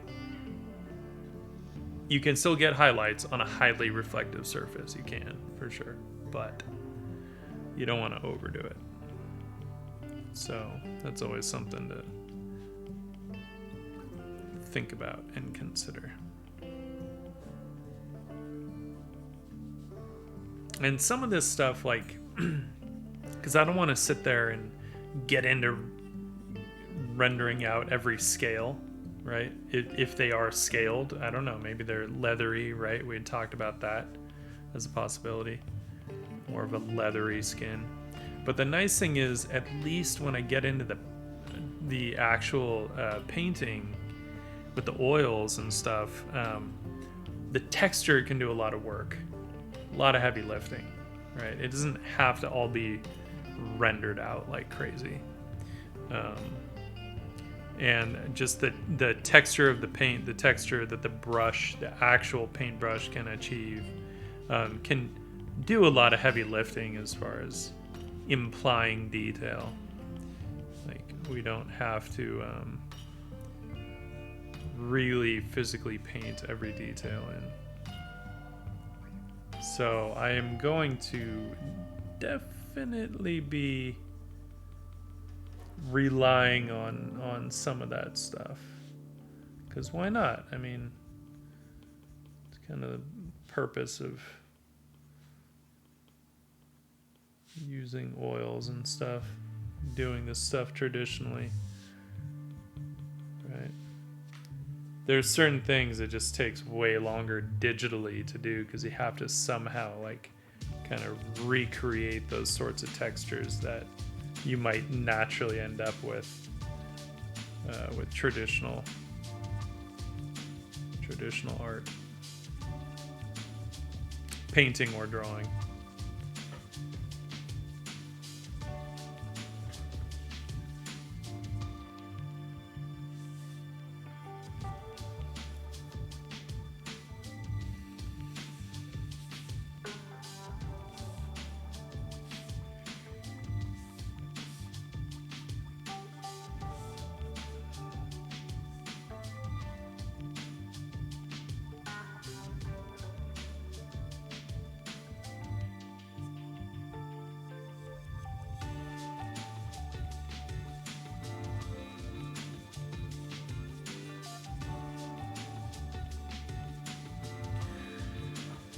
All right, I think I gotta call it.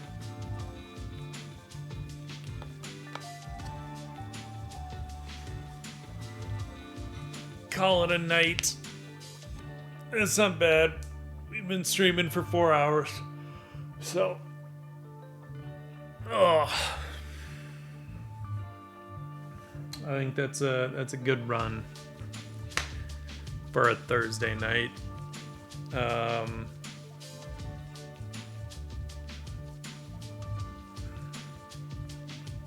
We'll see. I may work on this a bit between. I probably will work on this a bit between streams, but we'll see. We'll see. The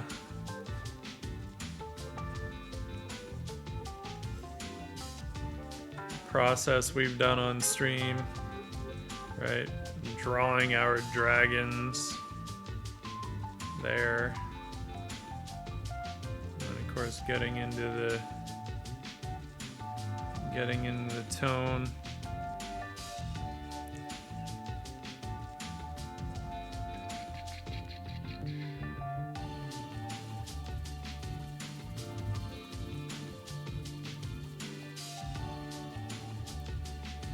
Weird.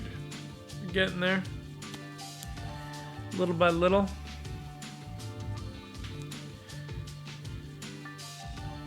Ooh. All right, let's see. I don't even know if anyone's on. Some music people. Nagasaki is doing her thing.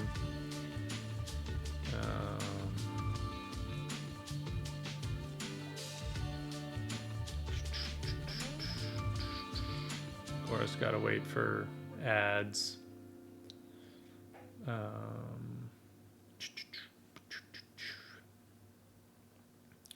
No one cares about ads. Whoa. Peaky is doing some crazy shit. That stuff's cool. Some cool, crazy inkiness. Alright,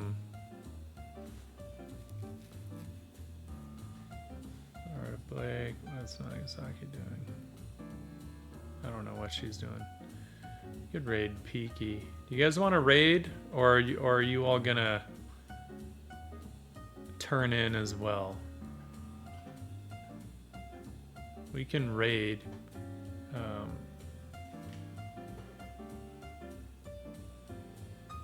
Although I'm gonna have to totally bolt.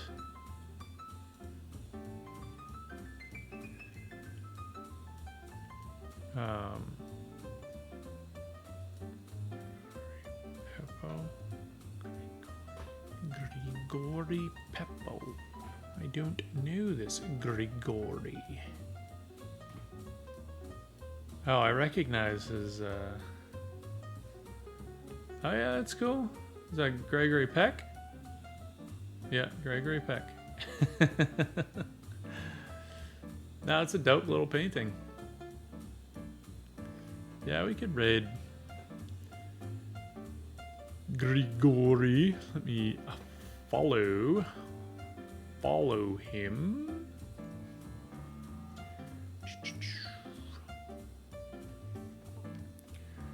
And Grigori Peppo.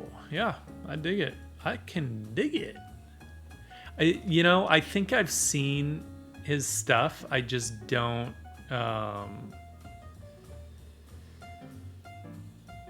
For some reason, I wasn't following him. I don't know why. All right, my friends. If you want to raid, join us on the raid. I'm gonna raid Grigori. He's doing some awesome oil painting. If you're gonna turn in like me, totally cool. I understand. So keep an eye on the Discord. I'm not exactly sure what my next stream day is gonna be, but I'll try and figure that out ASAP. So until next time, my friends, you have a great weekend. Enjoy yourselves. Love you guys. Thanks for hanging out with me, and I will see you the next time around. All right? Peace. Peace. Raid time. Raid time. Raid time.